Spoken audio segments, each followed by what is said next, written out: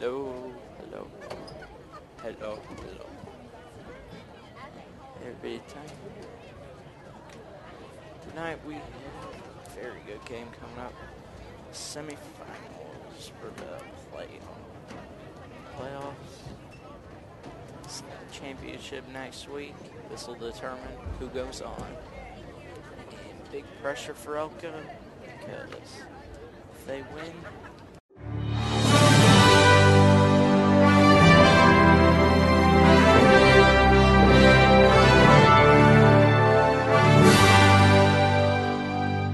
Here with Coach Guess.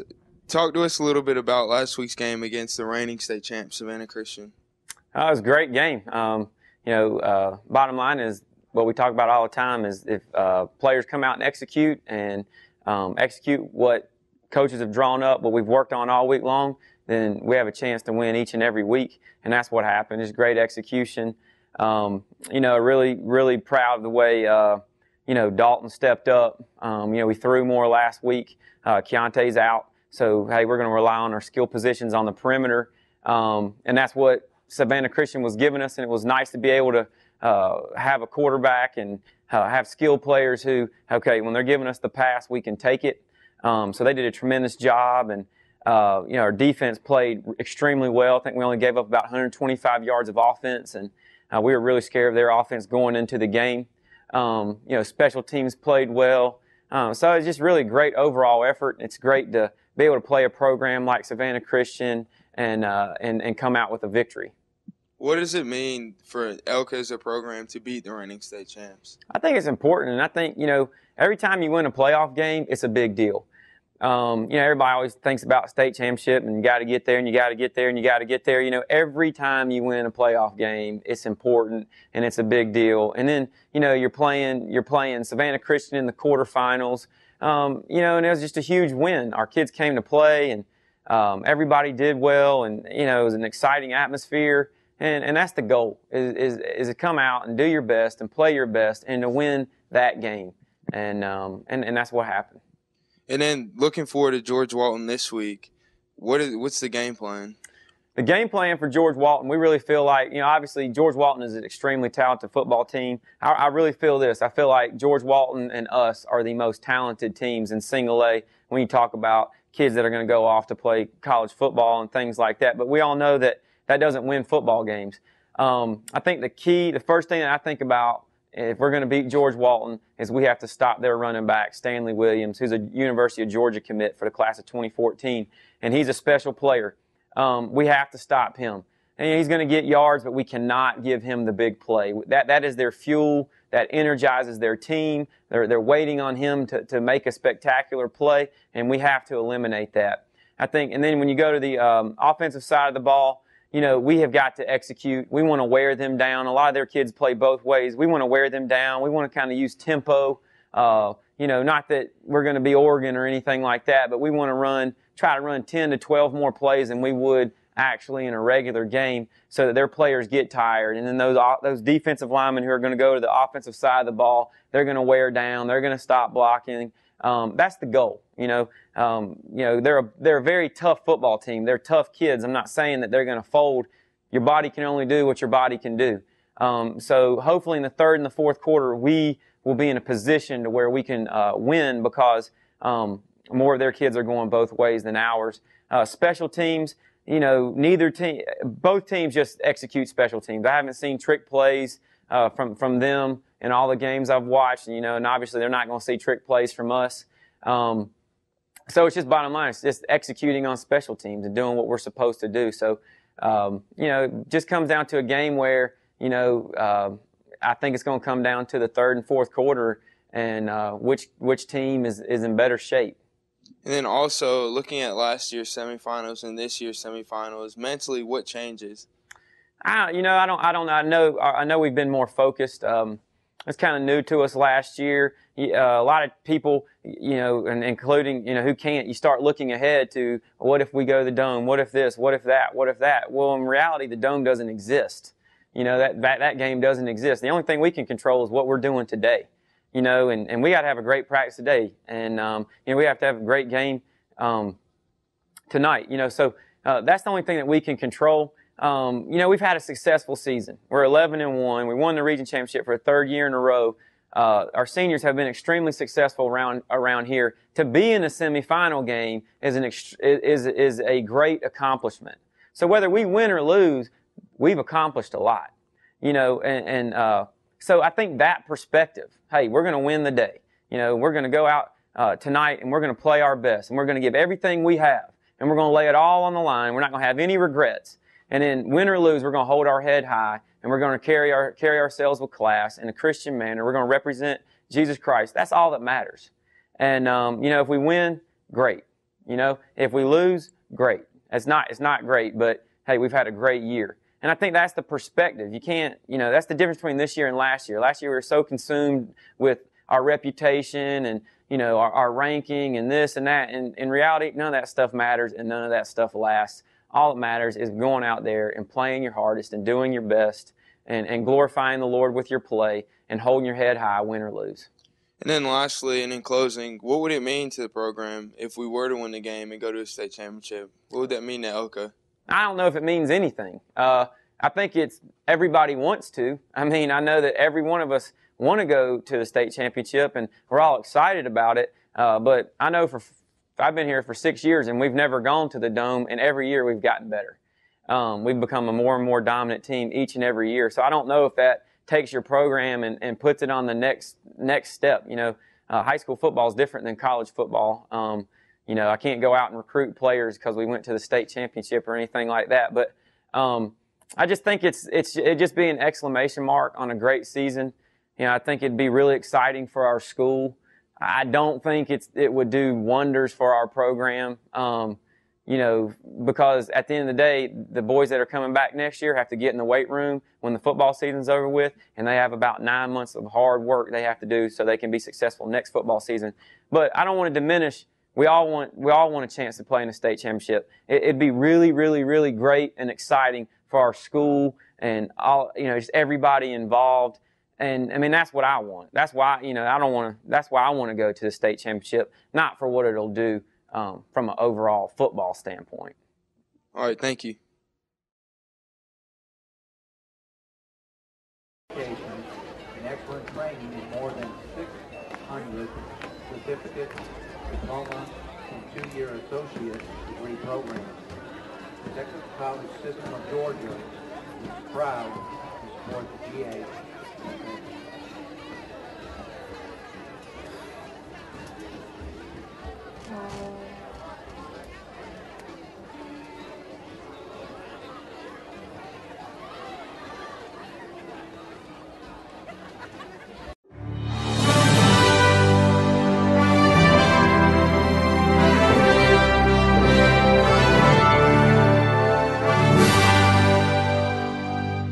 Here with Coach Guess.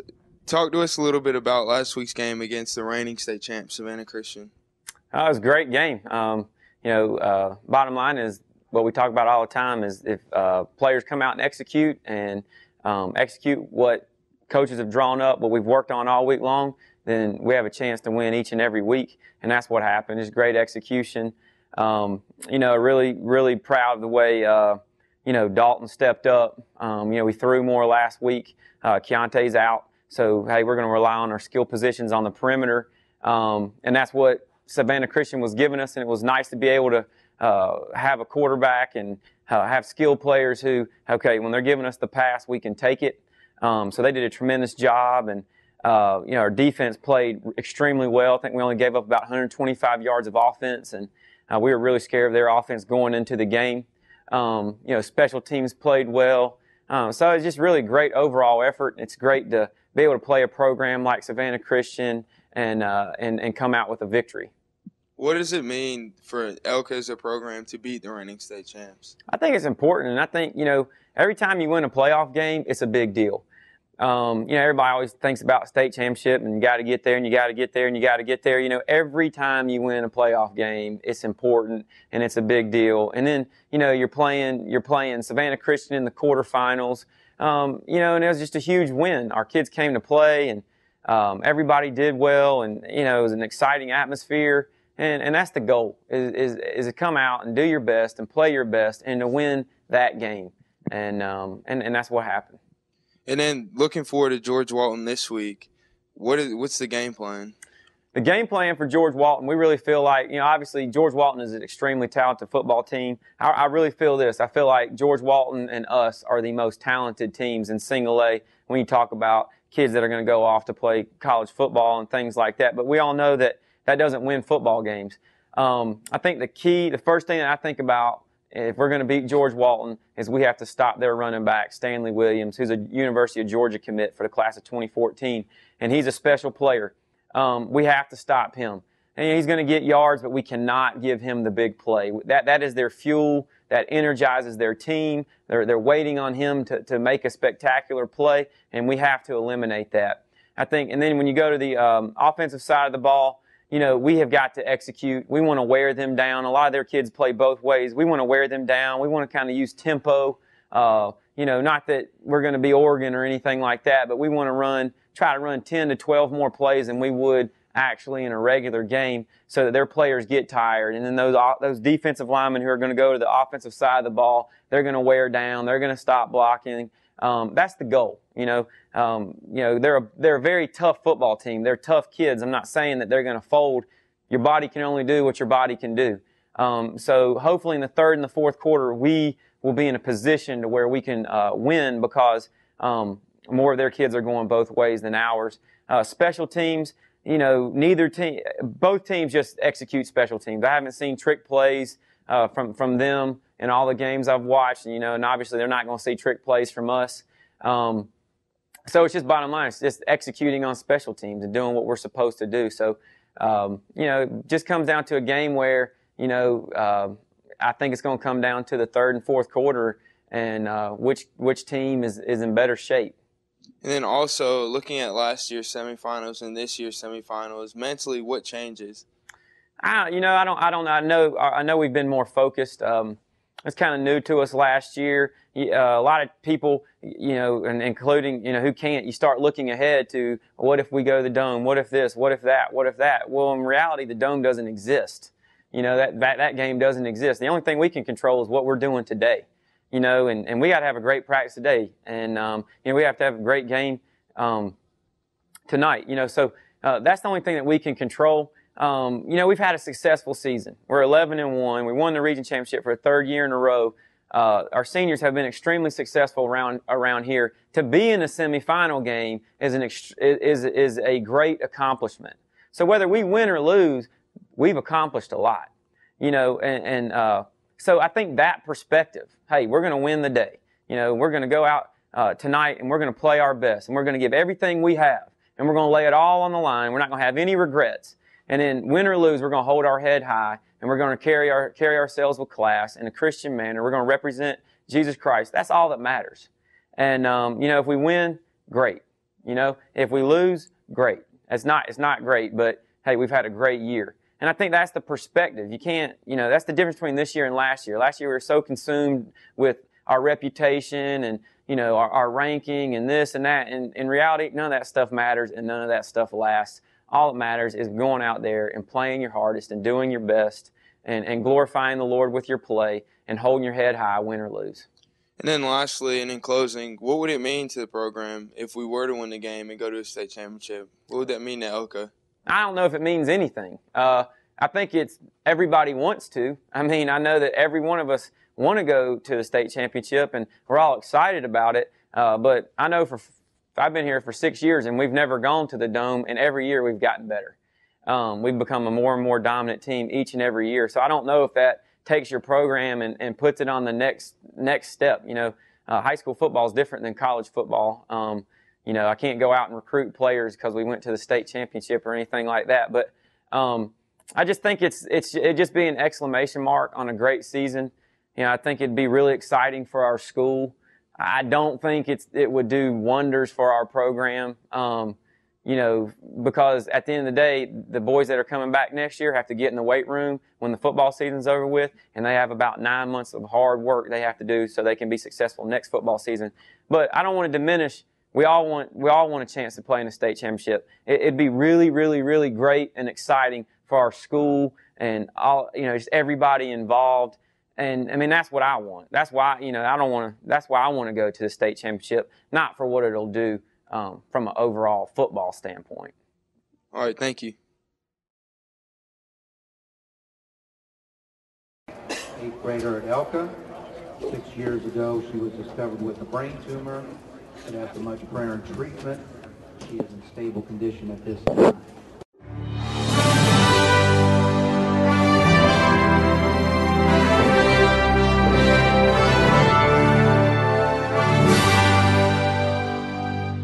Here with Coach Guess. Talk to us a little bit about last week's game against the reigning state champ, Savannah Christian. It was a great game. Bottom line is what we talk about all the time is if players come out and execute what coaches have drawn up, what we've worked on all week long, then we have a chance to win each and every week. And that's what happened. It's great execution. Really, really proud of the way, Dalton stepped up. We threw more last week. Keontae's out. So, hey, we're going to rely on our skill positions on the perimeter. And that's what Savannah Christian was giving us. And it was nice to be able to have a quarterback and have skilled players who, okay, when they're giving us the pass, we can take it. So they did a tremendous job. And, our defense played extremely well. I think we only gave up about 125 yards of offense. And we were really scared of their offense going into the game. Special teams played well. So it's just really great overall effort. It's great to be able to play a program like Savannah Christian and come out with a victory. What does it mean for ELCA as a program to beat the reigning state champs? I think it's important, and I think, every time you win a playoff game, it's a big deal. Everybody always thinks about state championship and you got to get there and you got to get there and you got to get there. Every time you win a playoff game, it's important and it's a big deal. And then, you're playing Savannah Christian in the quarterfinals. And it was just a huge win. Our kids came to play and everybody did well, and it was an exciting atmosphere. And that's the goal is to come out and do your best and play your best and to win that game. And that's what happened. And then looking forward to George Walton this week, what's the game plan? The game plan for George Walton, we really feel like, obviously George Walton is an extremely talented football team. I really feel this. I feel like George Walton and us are the most talented teams in single A when you talk about kids that are going to go off to play college football and things like that. But we all know that doesn't win football games. I think the first thing that I think about if we're going to beat George Walton is we have to stop their running back, Stanley Williams, who's a University of Georgia commit for the class of 2014, and he's a special player. We have to stop him. And he's going to get yards, but we cannot give him the big play. That is their fuel. That energizes their team. They're waiting on him to make a spectacular play, and we have to eliminate that. I think, and then when you go to the offensive side of the ball, we have got to execute. We want to wear them down. A lot of their kids play both ways. We want to wear them down. We want to kind of use tempo. Not that we're going to be Oregon or anything like that, but we want to try to run 10 to 12 more plays than we would actually in a regular game so that their players get tired. And then those defensive linemen who are going to go to the offensive side of the ball, they're going to wear down. They're going to stop blocking. That's the goal. They're a very tough football team. They're tough kids. I'm not saying that they're going to fold. Your body can only do what your body can do. So hopefully in the third and the fourth quarter, we will be in a position to where we can win because more of their kids are going both ways than ours. Special teams, both teams just execute special teams. I haven't seen trick plays from them in all the games I've watched, and obviously they're not going to see trick plays from us. So it's just bottom line. It's just executing on special teams and doing what we're supposed to do. So, it just comes down to a game where, I think it's going to come down to the third and fourth quarter and which team is in better shape. And then also looking at last year's semifinals and this year's semifinals, mentally, what changes? I know we've been more focused. It's kind of new to us last year. A lot of people, and including, who can't, you start looking ahead to what if we go to the Dome? What if this? What if that? What if that? Well, in reality, the Dome doesn't exist. That game doesn't exist. The only thing we can control is what we're doing today. And we got to have a great practice today. And, we have to have a great game tonight. So that's the only thing that we can control. we've had a successful season. We're 11-1. We won the region championship for a third year in a row. Our seniors have been extremely successful around here. To be in a semifinal game is a great accomplishment. So whether we win or lose, we've accomplished a lot. So I think that perspective, hey, we're going to win the day. We're going to go out tonight and we're going to play our best and we're going to give everything we have and we're going to lay it all on the line. We're not going to have any regrets. And then win or lose, we're going to hold our head high and we're going to carry ourselves with class in a Christian manner. We're going to represent Jesus Christ. That's all that matters. And if we win, great. If we lose, great. It's not great, but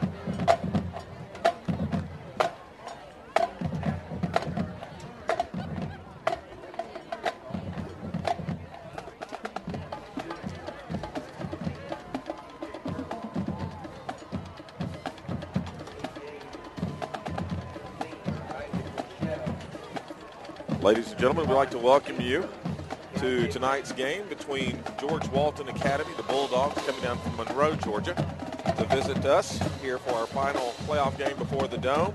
This one will decide the match, the Eagles Landing Christian Academy Chargers. I'm Steve Ferrer with Tim Luke. How are you, sir? I'm doing wonderful.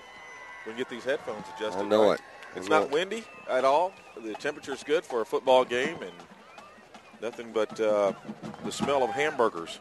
Well, we're about to have the coin toss. We have captains are DJ Curl and Isaac Rochelle, Keontae Green, and Dalton Etheridge. That's three seniors and our junior quarterback.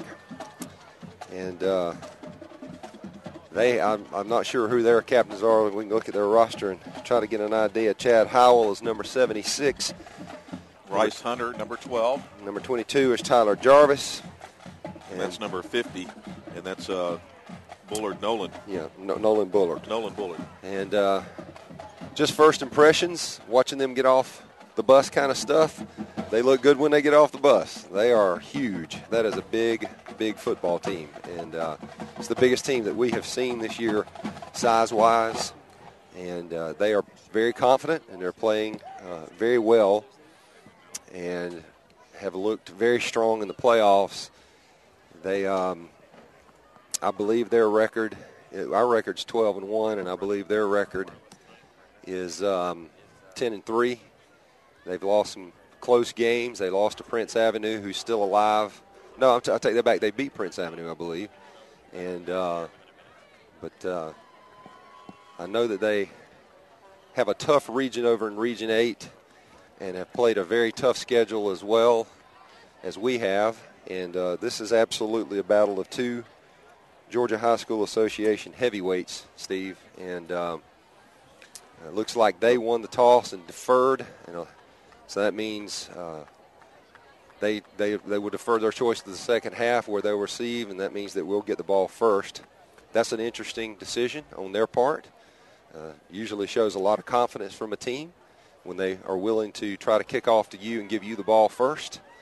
And so that's what's happening. We're going to receive the ball first, and they're going to kick off. And we'll have it when the game starts, going from west to east. Just a couple of notes here about our broadcast tonight, or our internet cast for you. We are doing something different with our technology. We're down a wireless device, so you may have ripples in your audio, maybe even in the video. We apologize for that, but at least we're here with you, and we'll bring this to you as best we can. But if you have some technical glitches, may not be on your side, maybe on ours.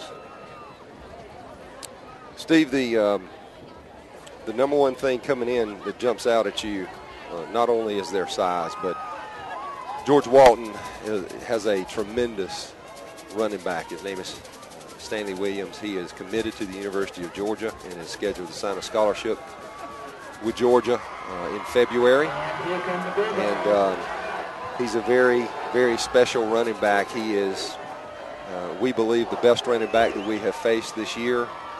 He's very fast, but he combines that speed, which is abnormal speed, really good speed, with tremendous vision and cutback ability. He makes a living on cutbacks, and you can bottle him up and bottle him up and bottle him up and look like you're having success against him, and then all of a sudden on one play he gets one small crease and he goes 70, 80 yards.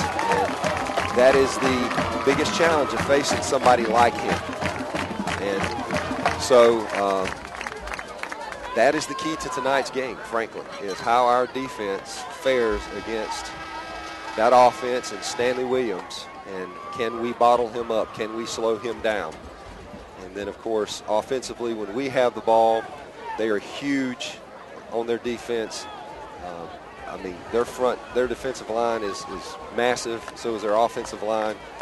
And so can our speed, what will our speed look like against their defense? And will either team be able to run the other one down and or run the other one till they're tired? The Bulldogs, number 7, sophomore Cole They Fisher. brought in a pretty good crowd for tonight's game. As I mentioned, they're from Monroe, so that's not an extremely long trip for them. And they have the same goals and visions, dreams that the Chargers have, which is going to the Dome. So this is a big test, and of course it'll be our final test to get there. We are about to be underway. This kid, number 7, who is their kicker, Cole Fisher, can absolutely boom it. He can put it where he wants to, and I fully expect him to kick this into the end zone. I don't think they'll give us a chance to run this back. But he does like to kick it over in the right corner. And he did. He got it to 12, up to the 15, still running. We got a lane. 20, 25, 30, 35, 40, 45, 50, still in there. There we He's go. going to go all the way. 30, There we go. 20, down to There the we 10, go. all the way back. There are no penalty markers on the field. That is a huge 98-yard run back. The Chargers on the board, quick. We'll see what this penalty, after he crossed the end zone, we'll see what the penalty is. Maybe excessive celebration, which doesn't that always put a damper on things? Kids are just so fired up and they go crazy. And then all he did was kneeled in the end zone when he got there. Of course, there were some other players there, but that's personal foul against the Chargers. It's after I don't know what happened after the touchdown. Apparently it's after the touchdown, so I do not know what happened. But dead ball foul, we believe. Sure am proud of those boys for the way they just executed that kickoff return.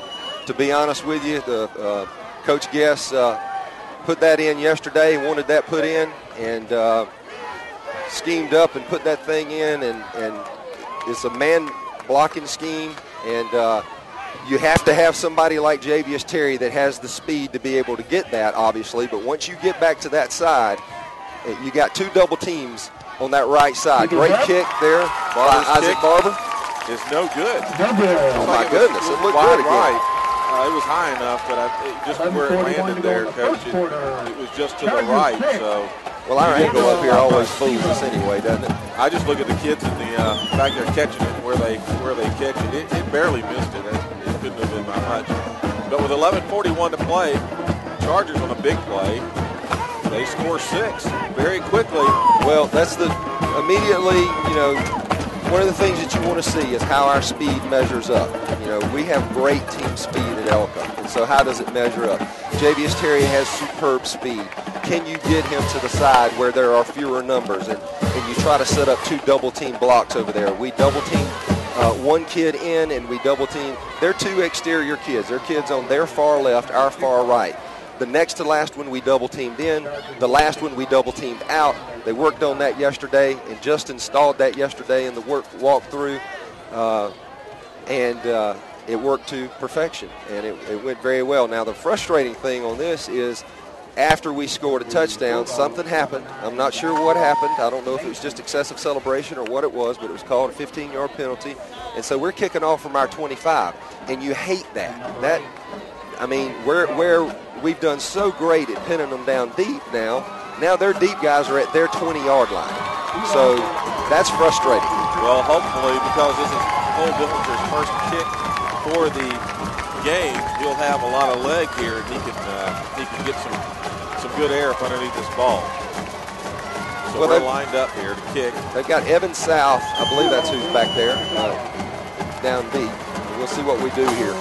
We do go deep. He kicks it off down to about the 22-yard line. See how we cover here. To the 30, down to 35. Nice. Tackled right there at the 37-yard line. Steve, I take that back. That was not Evan South. That was Demetrius Matson or Mason. Demetrius Mason. A little bit surprised there. One of the things that when you look at them on tape that you don't really understand when you've got an athlete like Stanley Williams, who is number 1. As the audience watches this game, their tailback is number 1, Stanley Williams, committed to the University of Georgia, one of the best running backs in the state. The great mystery is, why don't they put him back on kickoffs? And don't really understand that. I'm sure there's a good reason, but let's see how we fare now against this massive line. Their quarterback's under center. This fullback, as you mentioned, he shakes a tackle. He's still on his feet at the 40. Shakes a third tackle on his feet inside Charger territory. Looks like they're going to spot it just inside the 50 at about the 49.5-yard line. But in Charger territory, that's enough for a Bulldog first down. And right away, you see what makes him so special. 3 Chargers had shots at him, and not one of them got him. And you're talking about a team, we're not used to that. When Rochelle gets you in the backfield, or when Andrew Williams gets you in the backfield, you usually go down. He spun right out of that. Then he got past the next guy, who I believe was Davis Reynolds. Then he got past Javius Terry and picked up a first down. He is a special back. This time they're in the T formation, man in motion. The quarterback's going to keep it rolling right inside 45 at the 42-yard line. Looks like they may give it to him. Yeah, that's going to be at the 42-yard line, 2 yards short of a first down, so brings up second down and 2. Another big key to their team is Hunter Rice, their senior quarterback. He's an exceptional athlete, a very, very, very good baseball player, and he runs this offense extremely well. And you see that they have elements of option football in their offense. They run a lot of I formation. They run this double tight. They run some option out of it. Very tough to defense. Hands it to Williams again. There he goes. First down. He's in that backfield down to the 30. Looks like the 29.5-yard line. Another first down for the Bulldogs as they're moving the ball quickly down the field. And what's impressive about what they're doing, Steve, is frankly we haven't seen this year. We haven't seen a team to just be able to come out and basically gash us for large chunks of yardage at any point in the game. And to see them come out and go first down, 9 yards, first down, is very unusual. Hands it to Williams again, up the middle. This time he slips. Gain of about 4 on the yard. Ball at the 25-yard line. We'll bring up second down and 6. They are getting past our front line right now. They are doing a great job. Their guys up front are doing a great job of making their blocks. And with a back like Williams, all you have to do is give him just a little crease, and he's extremely dangerous. When he gets into the second level and the third level, well, if he makes third level, he's usually gone. But when he gets into the second level, it's just, you're scared to death. Rice under center, hands it to Williams again. This time about 3 yards on the carry. A little bit better tackling right there. We'll bring up third down and almost 3. The scary part about this kid, Steve, is he's only a junior. He's apparently been committed to the University of Georgia since his freshman year. I think the story is that he went over there for a camp or something, did very well, clocked extremely fast, and they offered and he accepted. So he's out of the game right now, and he did slip there. We'll see what they do here with third and 3. Time. Rice keeps it. He's hit, though, and he's going to be short. 1 yard gain on the carry as he was hit at the line of scrimmage.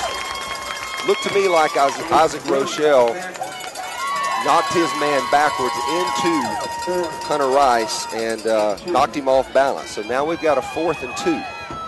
Let's see what they do here. We do not see any kicking team, punting team coming on the field. Quarterback Rice is still in the game. They're going to go for this one. Well, and I would expect them to. This is 4-down territory. You're at the 21-yard line. You've got a chance to make a statement here by driving downfield. They've been gashing us for big yards, and Stanley Williams is back in the game. They're in a wishbone. They're giving this power out. And that's who they hand it to. But fumbles the ball. Either way. Get on the ball. Yeah, either way, this is coming back. Doesn't matter. If they recovered right there, that would be at the 22-yard line, Coach, and that would not be enough. So Chargers get the ball, but what scares you there, Steve, is when that ball is squirming around on the ground like it was for so long, is not only somebody picking it up, but it being batted or kicked past the first down marker and then one of their guys falling on it. That's what scares you. And it rolled sideways, a fortunate bounce for us.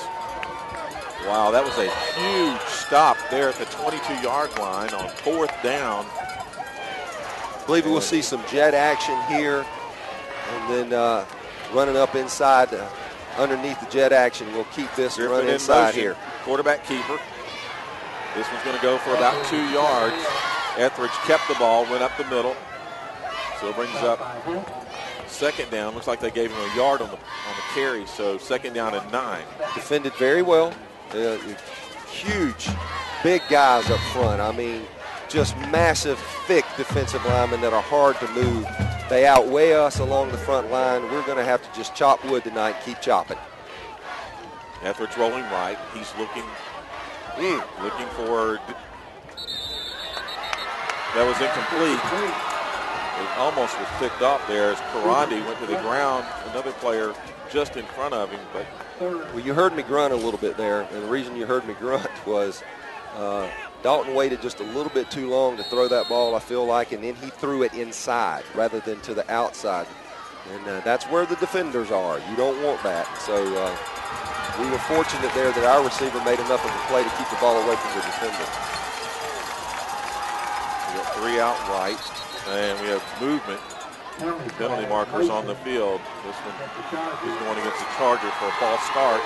That will bring up 3rd and long, 3rd and 14 for the Chargers as they'll put the ball back inside the 20 at the 18-yard line. Very hard count there. He barked really loud calling for the ball. I don't know if we were trying to draw them off before we quick snapped it right after that or what, but turns out that either we were late with the snap or one of our guys moved out too soon. Timpson in the backfield with Etheridge. Single safety back there. Rolling right. He's going to air it out. This time to Karandi, but it's out of bounds. Time to punt. Great job of defense that time. Of course, we hurt ourselves with the penalty, but nevertheless, we didn't get but a yard against them that time before our penalty moved us back. So you got to give them kudos for coming ready to play, and here we are kicking it again. And they'll have two guys back deep here, two really good athletes. That's Nick Waters, and I believe that's Demetrius Mason again, number 9. Mason, if I remember correctly, is a freshman. Very, very talented and speedy freshman. Not somebody you want to kick the ball to, but somebody with his speed. There's the punt. It's away. Down to the 41-yard line. We're up to the 45, now the 47. Good coverage, good coverage. DJ Curl on the tackle.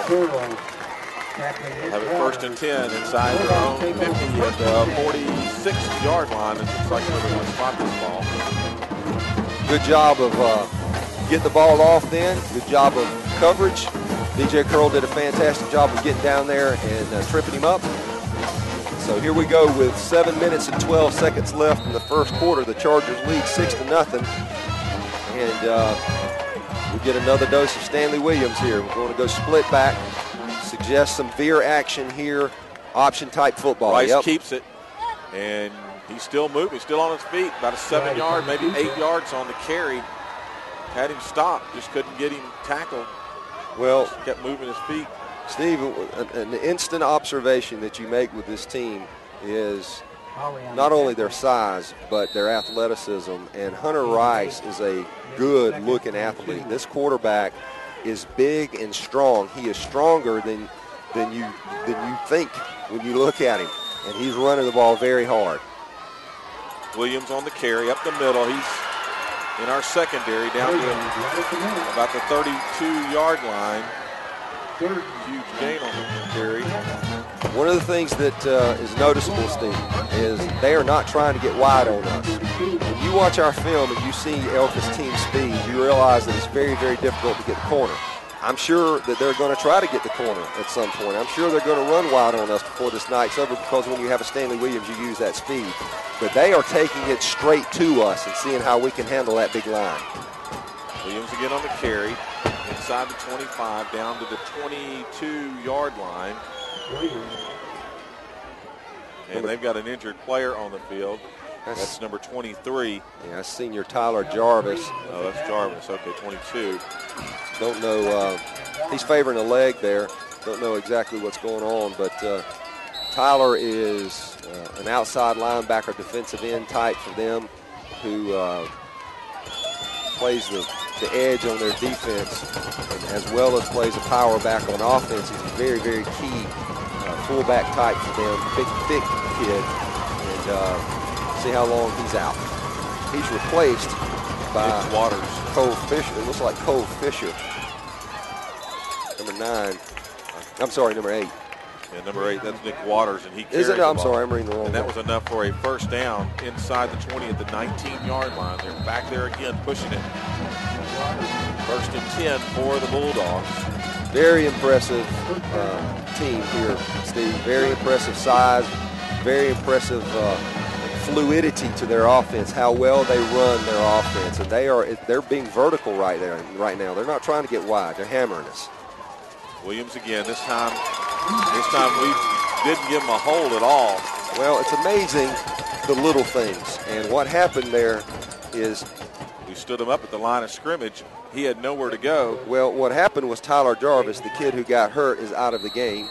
And so his replacement, Nick Waters, slipped.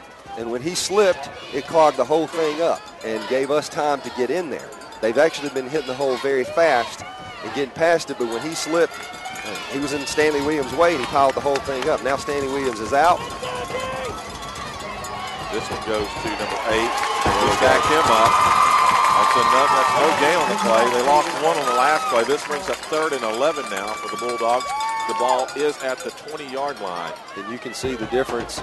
You know, no disrespect meant to Nick Waters. I know he's a fine football player. He wouldn't be playing for George Walton, but there is a difference between a Stanley Williams and a Nick Waters, and the speed and the threat of going deep, popping it at any time. So, you know, frankly, with 3rd and 11, you feel a whole lot better when Stanley Williams is not in the game.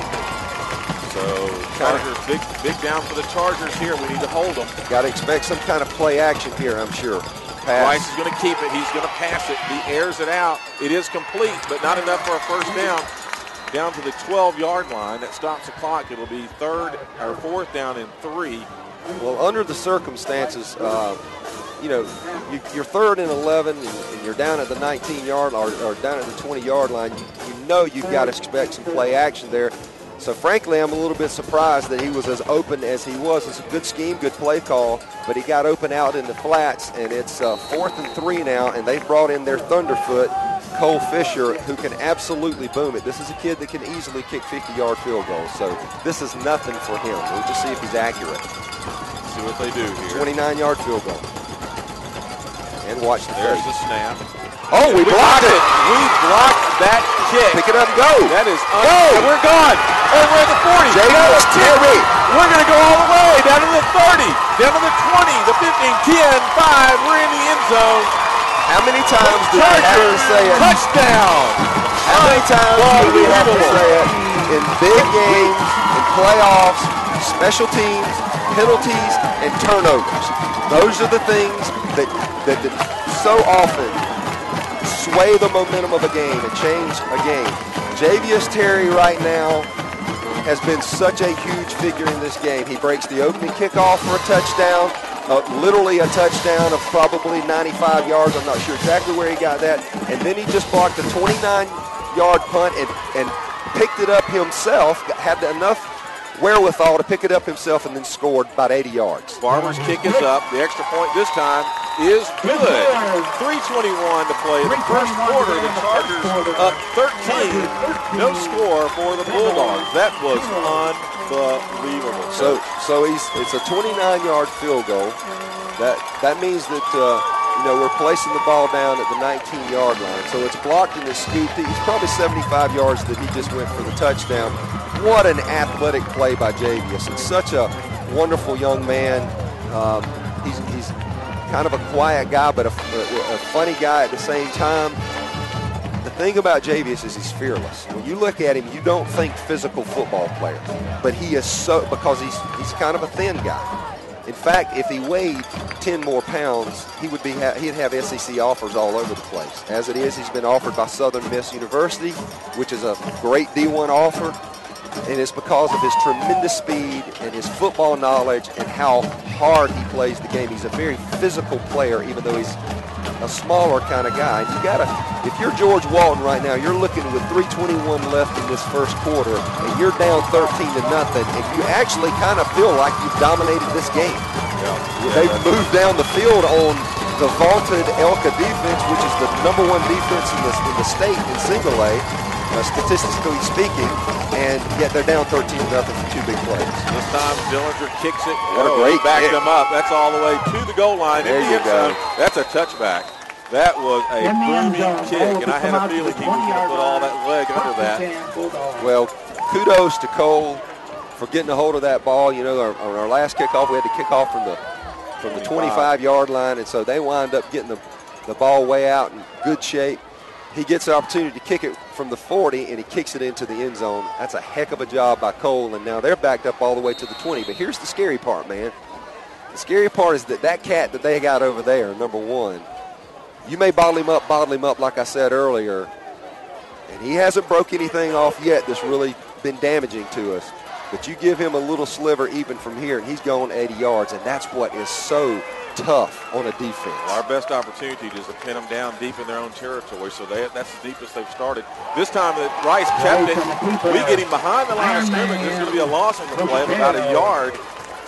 Well, hopefully what we're seeing now, Steve, over the last 4 plays or so is hopefully we're getting our sea legs. Penalty marker on the field too, Coach. See if there's some kind of That's going against the Bulldogs. We'll decline that, I imagine. I would decline it and just take the loss of yards. Well, no, I guess we're going to back them up. I don't know. It's a catch-22. DJ Curl wants the coach to decline it. That's we good do call. decline it. Okay. Well, I want to tell you something about DJ Curl. The reason he's signaling that is because he's basically a coach on the field. That kid knows football inside out, and he knows the game. And so that is actually the smart thing to do there. They just got a loss, about a half a yard. About a half a yard, but you take the down there. Here's the thing. You can back them up 5 yards. Stanley Williams can go 85 yards just like that. But hopefully we're getting our sea legs under us now. But I'm just telling you, all night long, you can just watch for it. We may bottle him up, but he can pop it at any time. Well, let's hope that doesn't happen, but he's got it again. Williams, this time we stop him. He gets just about 3, maybe 4 yards on the carry. The ball's going to be placed at the 24. That'll bring up 3rd and 6. And you see what they like to do. They like to get him in the I formation, in which they've been going in some split back too, which is old veer action where you're basically running option football, and it's you pick your gap and you're going to dive into it. You got the option of handing off to a running back or a fullback, quarterback keeping it, and then a trail guy's pitching. That's the veer action. But what they like to also do is line him up in the I formation, hand him the ball, and give him a chance to cut back like he just did. We worked on cutback all week. This time they're going to air it out. Rice tried across the middle. DJ Curl has intercepted it at the 48-yard line, down to the 40, 35, 30, still on his feet at the 25, now the 20, and finally tackled at the 15-yard line. There's a ruckus in the middle of the field, though. No penalty markers. Williams on their team, and on our team, DJ Shockley. Josh Shockley got into a, What I think, I didn't see what happened, but I suspect what happened is that Josh blocked him and played football, and Mr. Williams didn't care to be blocked. So he kind of pitched a fit there. So that ball is placed at the 17-yard line, Coach. What a huge play by DJ Curl. That ball was clearly overthrown, intended for number 88, Gino Bailey. But Rice overthrew him. This time we hand it off. Griffin running on the right side, down to 15, now to the 10. And knocked out of bounds finally at the 8-yard line. I think you will see us run that play more than we've been running it in the past few weeks. That's our jet sweep. And Marquise runs it very, very well. And he hits the hole hard. And part of the strategy here that anybody would employ is try to get these big boys up front of theirs running. So sweep them to death, run them wide, and get them tired out. This time it snapped directly to Etheridge, straight ahead. Etheridge. That's a first down, and that's key. Well, that was a quarterback keeper, yes. It's going to be 1st and goal here at the 5-yard line. Go back to the interception, Steve, and you had play action pass. That's what happens. You start bottling them up a little bit. They're not getting much on the run. Then you force them into long situations, 2nd and long, 3rd and long. They have to start looking at alternatives. They drop back. They do something they're not quite as good at. And not saying anything against Hunter because he's a heck of an athlete, but he did overthrow that ball, and DJ played a wonderful center field. And when you have athletes all over the field, they make plays like that. Lane Timpson this time. He's in the end zone. And Charger, touchdown. Basically untouched right up the middle of the field. So give some love to Jake Martin, Ryan Maneely, Tyler Petty, and Bo Beasley, and also Matthew Moore. Our offensive line has just been stellar all year long, and when you get down to the 5-yard line and it's packed in there, and their defense is packed in there, and your running back runs 5 yards without being touched, that means somebody up front did their job, and those guys are awesome. Barber's kick is up very high. This time it is good. Minute 19 to play in the first quarter. The Chargers 20. The Bulldogs no score. We have silenced their crowd, Coach. And they have a huge crowd over there, and appreciate them traveling that well and supporting their team. And I can tell you they have been very loud to this point. But 20-0 with 1:19 left, and I got to tell you, it doesn't feel like a 20-0 game. No, it feels like a much more evenly matched team than that. But this is where ELCA kills you. They're athletes all over the field, and you don't have any margin of error. If you mess up, they will punish you. Somebody is going to be there waiting on you if you make the mistake, and they're going to hurt you for it. You cannot make mistakes against this team. There's too many savvy football players, there's too much speed, and they're too well coached, and they're too disciplined. And so that is the thing that our opponents run into week after week. It's the same thing. You make a little bit of mistake, ELCA takes advantage of it. And there have been 3 killer mistakes by George Walton already, and boom, before you know it, it's 20-0, and they feel like they played a good ball game right now, except for 3 plays. And they have. That last series wasn't good, but the first couple of series of them were great. Cole kicks it. This time it's returnable down to the 4-yard line, taken by Mason. And he's up to the 20, the 25. And Marquise Griffin misses a tackle, but DJ Curl wraps him up at the 35-yard line. And just to remind you, that was not DJ Curl, that was Marquise Griffin did that. I think Brad Moore got him. Brad Moore got him, but Marquise Griffin made the first hit, and he actually went through Marquise. That's impressive because Marquise is a senior who's going to go to play Division I football. He got offered by Air Force last week, and a freshman just went through him. That kid is something else. So the ball at the 36-yard line, a good run back, and the Bulldogs have it 1st and 10. This time Rice keeps it up the middle. He's got about 3 yards on the play, maybe 4. Let's see where they spot it. That's going to bring up 2nd down. And looks like 2nd down, 6. For the ball at the 40-yard line. They went back to the split back, veer action. It's what Coach Don Williams is known for. He's done that since the dinosaur age, it seems like. And back when they were dominating in the GHSA, they used to beat our brains out, frankly, when we were in the GHSA together. Wow. They have been a powerhouse for a long time, and now they've brought it to the Georgia High School Association. This time a pitch back to Williams, and we wrap him up. That's Shockley. That's Josh Shockley. Grabbed his jersey and dragged him down behind the line of scrimmage, down the ball at the 35-yard line. So they lost it all back. It's 3rd and 12 suddenly, and we're wrapping up the first quarter here with just 18 ticks left on the clock. And that'll be the last play unless they hurry up, and I don't think they will. Steve, the beautiful thing about that is that's the first time they've tried sweep action against us. And we have worked on it and worked on it and worked on it. We are slow playing the cutback, and our guys are fully aware of what Stanley Williams can do to you with his speed. And so we have worked ad nauseum this week on containing that kid. They've been coming straight downhill on us and making their hay tonight. The first time they try to get outside of us with sweep action, we've got guys all over him. But the key to that whole play and what slowed it down and allowed the rest of the defense to catch up was Josh Shockley making another play in the backfield. And we talk about all these guys that are going D1. You've got Isaac Rochelle going to Notre Dame, and you've got Keontae Green playing linebacker and going to Purdue. And you've got Marquise Griffin, who's been offered by Air Force and others. And you've got Javius Terry, who's been offered by Southern Miss, and others are all over him. And you talk about all those guys, and that's all well and good. But if you want to know the heart and soul of our defense this year, this is Tim Luke's opinion, okay? Got you. The heart and soul of our defense, our most valuable defender has been Josh Shockley. He is the guy that makes us tick on defense. He is a linebacker extraordinaire. He is a football player. I can't give him any better compliment than to say he's a football player. And when a coach says that, another coach knows exactly what you're talking about. It just means he's everything you want on that field. Heart, power, speed, tenacity, smarts. He's got it all. He is a playmaker on defense, and to me, he is the reason that ELCA is what, I mean, he's among many reasons that ELCA is what it is on defense this year. And they've been fantastically coached by Coach Derek Chastain. But Josh Shockley has been our playmaker and our heartbeat of that whole defense all year long. So we're 3rd and 11. This time Rice is going to throw it out. He does pitch it out. This time we're in position again. Griffin knocks it down. So that's incomplete. That was like a free timeout to end the first quarter and then enter the second quarter with a 3rd and long for them.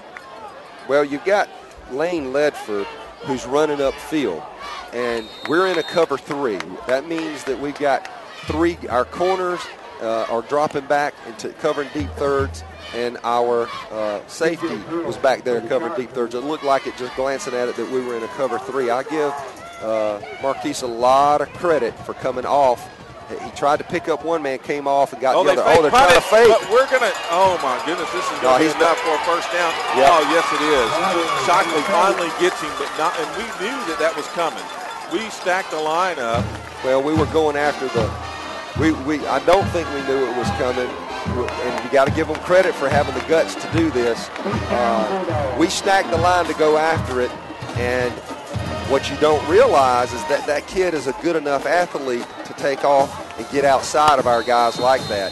Josh Shockley did a good job of getting to him, but it was too little too late. They got a first down. Just a yard and a half short. If he could have got him a yard and a half before that, it would have been a turnover, but it's still inside Bulldog territory at the 47-yard line. Well, give Coach Williams and his staff a lot of credit. It takes guts to do that and to call that, and it was well executed. Williams on the carry. He's rolling left now. There's your cutback, and there he goes.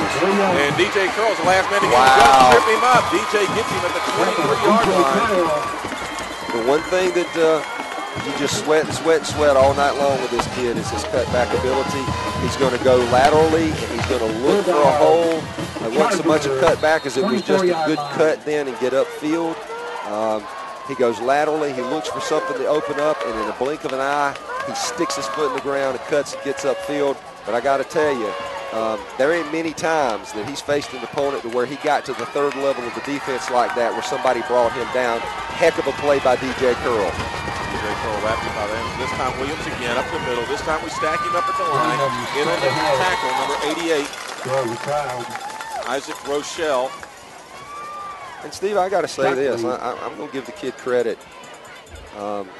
Watching film and just looking at him, I'm a little surprised tonight at how hard that Stanley Williams is running the ball into the middle of the formation. He usually, I didn't think he would run tough, just to be honest with you. It's just my opinion looking on film.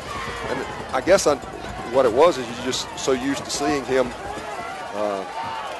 go the distance so many times and stuff, but he's running hard up the middle.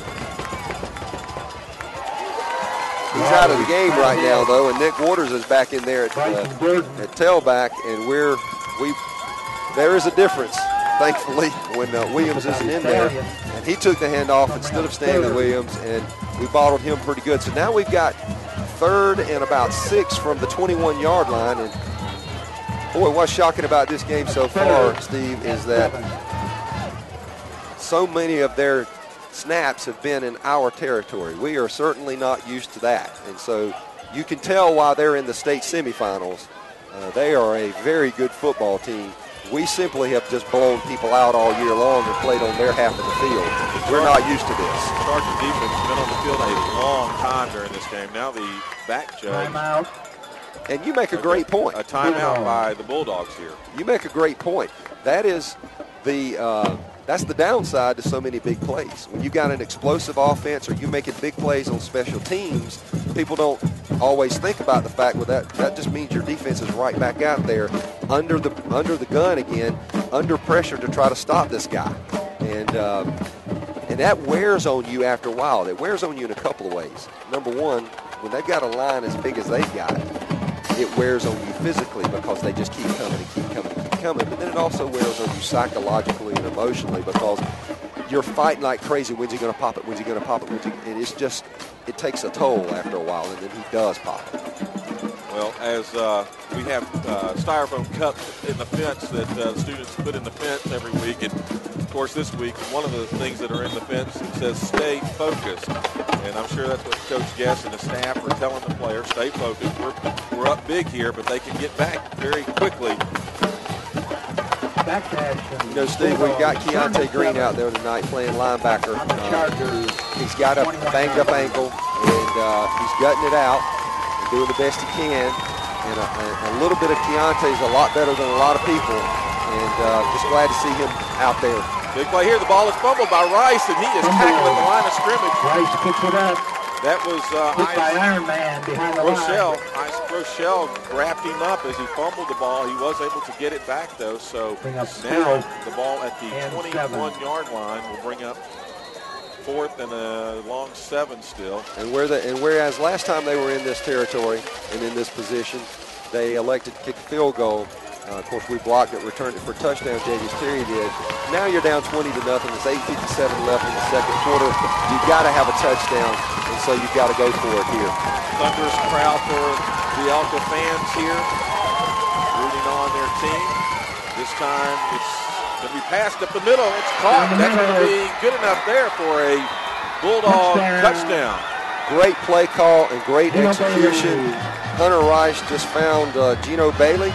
They're tight end. They play double tight a lot, so they got 2 options to throw to coming off the line of scrimmage. That kid is huge. He is very tall, very big. Very thick. And he got overthrown on the last play that was to him. Just a seam route, straight up the seam. It essentially amounts to a pop, what's called a pop pass. You're just standing up and popping it. Play action, turn around and pop it to a wide open tight end. The kick is up. Didn't look that good, but it hit it. 8:38 to go in the second quarter. 8:38 to play here in the second quarter. The Chargers 20, the Bulldogs 7. Steve, they didn't get here by accident, and they are fully capable of coming back in this game. We cannot relax for a minute. Not when they've got a guy like Stanley Williams, who truly is one of the best running backs in the state. And this team is absolutely loaded. I don't know how many seniors they got, but that's a good football team over there. And it's the best one we've seen this year in single A, I can tell you that. Washington County would be the best team that we have faced to this point. And that was in our season opener. They're a AAA team that made it to, I think, the third round of the state playoffs in AAA. So fantastic team that we're looking at over there. And this kid can boom it. And I sort of expect him. I expected him to open the game and kick it in the end zone, okay? He didn't do that, but I got to expect that he'll do it this time. Well, I think overall we're still looking good. That was a good defense there, but they're taking 4 downs, and 3 downs are easier to defend than 4. But they're on the board here. This time they kick it on the ground. We're going to recover it at the 33-yard line. Smart thing to do there by Jamal Tooks. He's right there in the middle of the field and did a good job of just playing that like a grounder, like a shortstop, and smothering it and landing on it. So we got the ball at the 33. Good field position. I want to say hello to someone, John Morrison. He lives in Seattle, Washington. He is the grandfather of Ryan McNeely, our number 77, and we'd like to wish him a happy birthday. Thanks for tuning in. This time Etheridge throws it. DJ Curl on the side. That's about 5 yards on the play up to the 38-yard line. We go trips left there. That means 3 receivers to the left. DJ just runs a little hide, what's called a hide route. You just basically run upfield for a few yards and just turn and wait on the ball. Right up against the sideline, you just kind of hide in there, and while your other receivers are running downfield. Ball handed to Timpson. He's up the middle. Looks like enough for very close to a Charger first down. I think they're going to give this to him. Depends on the spot. They're already moving the chains. That's enough for a Charger first down. Big play. Can't say enough about Lane Timpson. We bragged on him last week. He's replacing Keontae Green, one of the best backs in the state. I really wish Keontae was full speed so that we could match him up against Stanley Williams and let the George Walton people and the rest of the state see a tremendous matchup of 2 of the best backs in the state in any classification. And he's a little gimpy, but Lane has come in, a junior, and has run the ball so hard. He's such a tenacious player.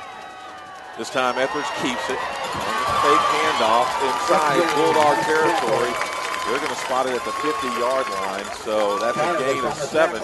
Brings up 2nd down and 3. We did see Keontae on defense a couple of times already tonight. Yeah, he's playing linebacker, and if you're going to ask him to play, on a less than perfect leg, then you ask him to play on defense where you're trying to defend Stanley Williams. 3rd and 3 here. Chargers going to. Etheridge rolls right. Going to throw it out there. Oh, wide open at the 47-yard line, 48-yard line. J.B.'s Terry on the catch. Just another hide route. He's basically just going and doing a little out and settling. A terrific job of rolling and throwing on the run with an absolute cannon of an arm in Dalton Etheridge. The previous play was beautiful. Play action, fake to Marquise Griffin coming across on the jet, and then you leave Dalton Etheridge one-on-one with an edge player, and we'll take those odds every time. His cutting ability is too good, and so he gained 7 yards on that previous play. Now we're 1st and 10, their territory. Griffin in motion. Etheridge keeps it. He's going to get nowhere on the play, maybe a loss of a yard, half a yard maybe. So this brings up 2nd and long, 2nd and almost 11. Coach wasn't happy about something there. Well, I think he wants a play fake a little bit better on that, and I got to give them credit. They didn't get burned twice in a row by the same play. Number 50 there stayed at home and did a heck of a job. Nolan Bullard, another senior defensive end. They are loaded. They seem a little discombobulated right now. We're just going to hurry up and get settled. Okay, Etheridge rolls left. He's going to air it out. He does. And it's intercepted at the 26-yard line. And, my. Breaking tackles. He's wide open this time. Etheridge was the only one that could get him at the 32-yard line. By Mason. Etheridge is upset with himself. Well, you got to give them credit. They were down 20-0. They did not get rattled. You can tell they have a lot of confidence. And Dalton rolled left then, and there was some pressure coming. And he saw it coming. It was coming straight for him, and that changes things. And quarterbacks have a tendency to sail the ball when they're under pressure. It's very hard to get your eyes downfield past what's coming at you and be accurate with it. And he sailed the ball that time a little bit. Ball spotted on the 38. I guess it stepped out of bounds. So first and 10 here. Hand off to Williams. There's the cutback, but great defense. We do get him for a 2-yard gain only. That was a big play. We need a couple of big plays here from our defense. Asking a lot, but they've been on the field so long in the first half. We've got 5:49 to play in the game as it stands. Or play in the first half, rather. Well, the one thing you don't want in a state playoff game or in any game, really, but is turnovers. It's the great equalizer. And George Walton has given us some of them tonight, and we just gave one back. Let's see what they do with it. Hopefully we'll hold them here. Split back again, more of a deer action look. This time Rice keeps it. Right. About a yard, maybe a yard on the play. At the 35 is where they're going to spot this ball. That'll bring up second down and 7. You know, that split back. Third down and 7. I'm sorry, Coach. That split back formation is just really kind of old school football, man. We're going to line up, and we're going to run behind our big old offensive line. We're going to hit you in the mouth, and we're going to see how much you like it and whether you can stop it. And they make no bones about it. And when you got a team that will line up and take a snap and just have their quarterback run straight behind it, they are very confident that they're able to move you with their front line. Another crowd getting into it a little bit here now. Third and 7. This time the handoff to Williams. He's going to cut back left. And that was a big cut. There he goes. He is to the end zone. They marked him short. Oh. So he stepped out. Out of bounds. That was DJ Curl chasing him down. And once again, you see the extraordinary athleticism and speed of Stanley Williams. Just a straight handoff where you got the line of scrimmage rolling going one way, and he's going to cut back against the grain on that and get the defense going with the line, and then cut back against that. And if you get past that edge guy, you're gone. This is first and goal from the 3. It's a halfback down to the 1-yard line. That's number 8, Nick Waters. Waters on the carry. Don't you know Georgia would like to have Williams out of high school now? Goodness, he's pretty daggum good. I can grant you that. He's thick in his thighs, and he's a heck of a player. I believe he transferred into them from, I want to say, from Appalachia. I may be wrong about that, but I believe that's where he came from. Here we go. Second and goal from Power the eye. line. You got to expect Williams to get this sneak. is a quarterback keeper. He walks it in. Yep. That's going to be a Bulldog touchdown. Their fans are back in it now, and their stands are pretty full over there, and they are loud, and they are proud of their Bulldogs for coming back with 3:49 left now. If they kick this thing through, they're only down by 6. It's 20 to 14. The problem here is that we've scored with special teams, and they've punched it in with their offense. So here's the extra point attempt. Great effort by DJ. I don't know if they made that, did they? Yeah, it keeps. Look where the kids are picking the ball up. He keeps kicking it to the left there, and it's kind of an ugly kick, but it goes in and it's good. So 3:49 to play in the second quarter. The Chargers 20, the Bulldogs 14. Coach, we need to get this ball back down the field and do something before this half ends. Well, we just have to settle down on offense and do what we do. And, we had one bad play there, and they capitalized on it. Great teams capitalize on your mistakes, just like we have dinged them. when they made mistakes, they've come back now and they dinged us when we made a mistake. And so I'm going to be honest with you, it'd be a great time right here for an onside kick. It wouldn't surprise me if they tried that, especially the way they lined the ball up. They got a great kicker in Cole Fisher, but he always, almost always, puts the ball on or near the right hash. Now they're lining it up just inside the right hash, near it, and they've got that huddle back behind it. So that means that they may charge the ball and go after an onside. No, they're going to release it on out. It's he can boom it. Wouldn't be surprised if he tried to kick it deep. Wouldn't be surprised if he skittered it again like he did last time. Just kind of pushed it downfield and tried to get on it. We have to secure the ball, though. Well, let's see what it is here. Is it a poop? Oh, it's onside. No, it's an onside. Get on the ball. And there we go. We pick it up. We're up the 45, 46-yard line. Who picked that one up? Brad Moore. Brad Moore. Did a heck of a job. Did a heck of a job of picking that up and securing the ball. Very, very scary when you start doing that. The ball's on the ground that long, and because that oblong ball can go in any direction. He did a good job of fielding it. We're at the 46-yard line now.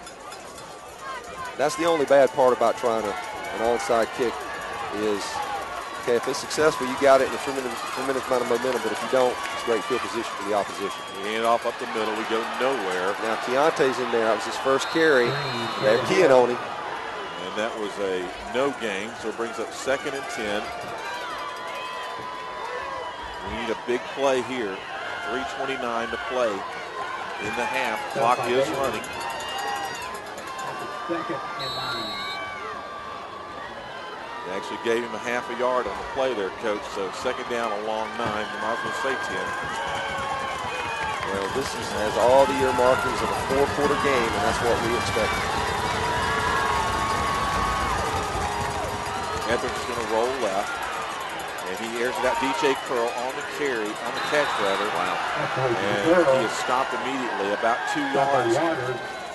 Basically gained a yard there, Steve, and they are fast too. You know, they are surprisingly fast with their speed, and they're playing with a lot of tenacity and a lot of heart. You can tell they're well coached. And here we are, 3rd and 8 now from the 48-yard line, and we're trying to hurry up and get going. Etheridge this time rolls right. He's going to pass it. Oh, who was that over there? That was Davis Karandi slipped down. Davis Karandi slipped down, and it actually went through their cornerback's hands. And listen, if he catches that ball, there's nothing between him and the goal line but air. So the Chargers caught a break there. That's odd. Look at our green grass over there. You know, that's the most green I've seen on that side of the field since we've been in the playoffs here. Yeah, well, that's our winter rye, and the reason it's it died off on this side of the field. That side of the field is much more wet, and our winter rye, when it gets dew on it at night, becomes very slippery. And so you see Stanley Williams slipping, and you see our guy slip just then. Punts away, hits the ground, and they're not going to take it. So that's down to the 10-yard line. That's a good punt. Great job by Cole Dellinger to get that ball off and get it down there. I believe we were at the 48-yard line then, and he kicked it down to the 10. So that's a 42-yard kick, no return, and they're at the 10-yard line. With 2 minutes and 10 seconds to play in this half. And it would not surprise me. I'm just telling you, this kid is so good. You may be at the 10-yard line. Usually, as a coach or a fan of the game, when your team is playing and you pin the other team back at the 10-yard line, you're like, oh, good. Yeah, got a little bit of a break here. Not with this guy. This guy can go 90 yards in a heartbeat, and they may be up 21-20 at halftime. Let's hope we do something miraculous here. Oh, we do! Oh, my goodness. Number 79. Andrew Williams. Andrew Williams gets him for a 5-yard loss. He got in the backfield untouched, saw the handoff, grabbed up Williams, and put him on the ground. They spot it at the 6-yard line, a 4-yard loss. Wow. We need something big here. Andrew needed that. He's a special player and very strong young man, very quick for his size. He's a D1 prospect as a junior at defensive end. And to make a play like that against a line that's this big, that's important. All right, let's do it again here. This time he hands it up to his halfback.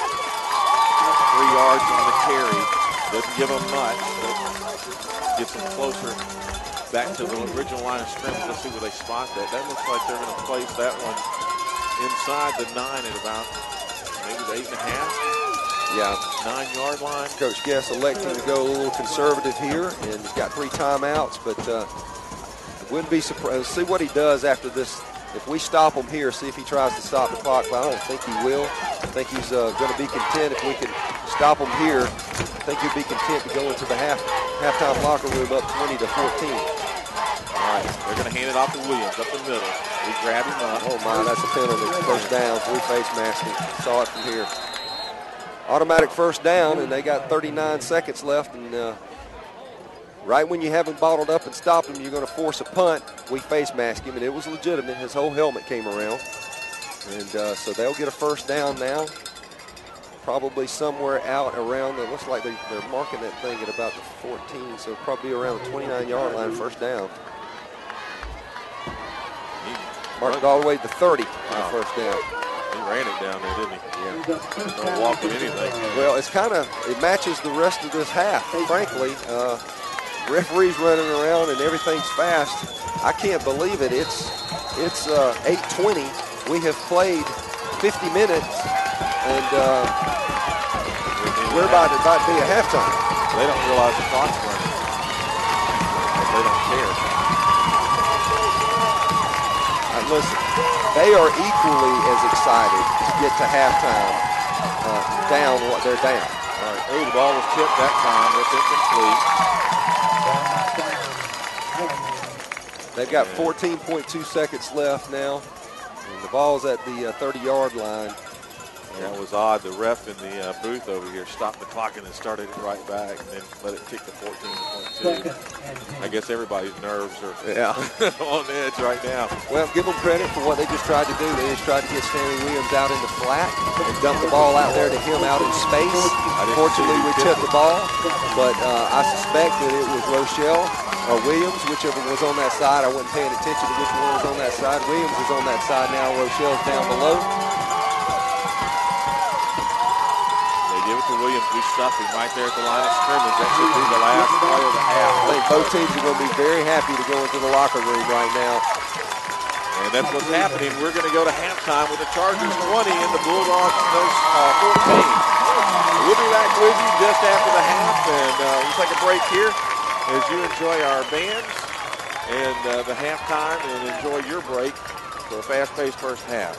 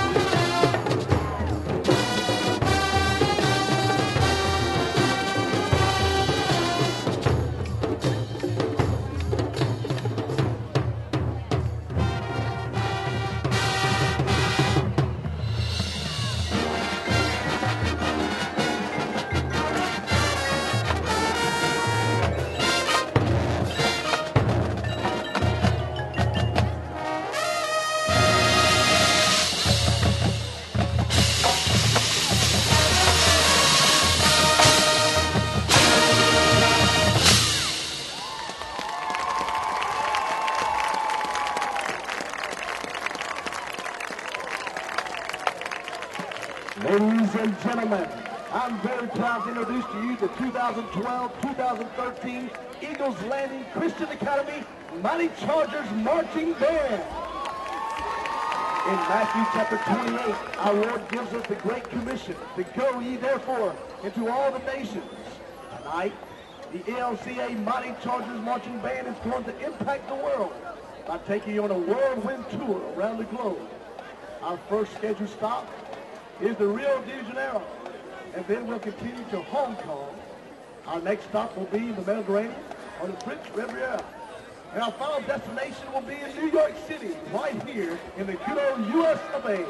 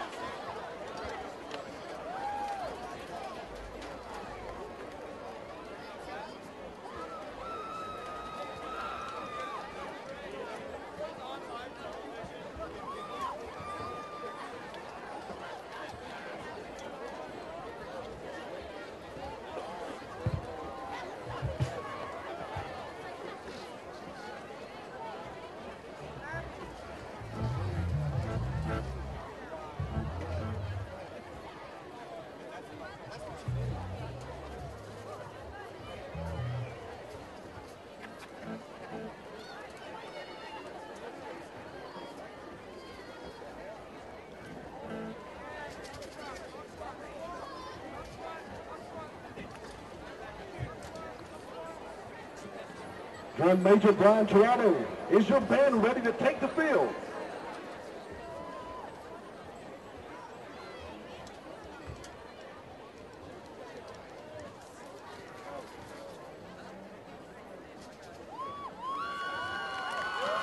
Ladies and gentlemen, please sit back. Make sure your seat backs and tray tables are in their upright position. Fasten your seat belts and prepare for the Mighty Chargers 2012-2013 halftime show postcard.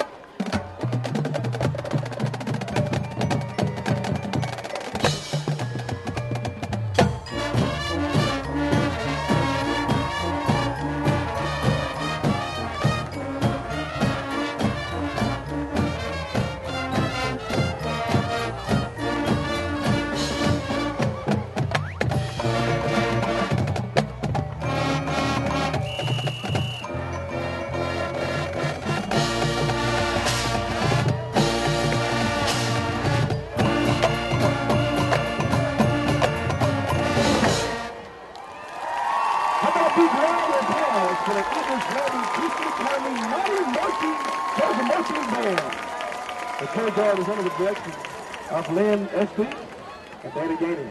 Percussion instructor is Court Tatum. Assistant band director is Jessica Herman. And band director is the famous Jay Davis.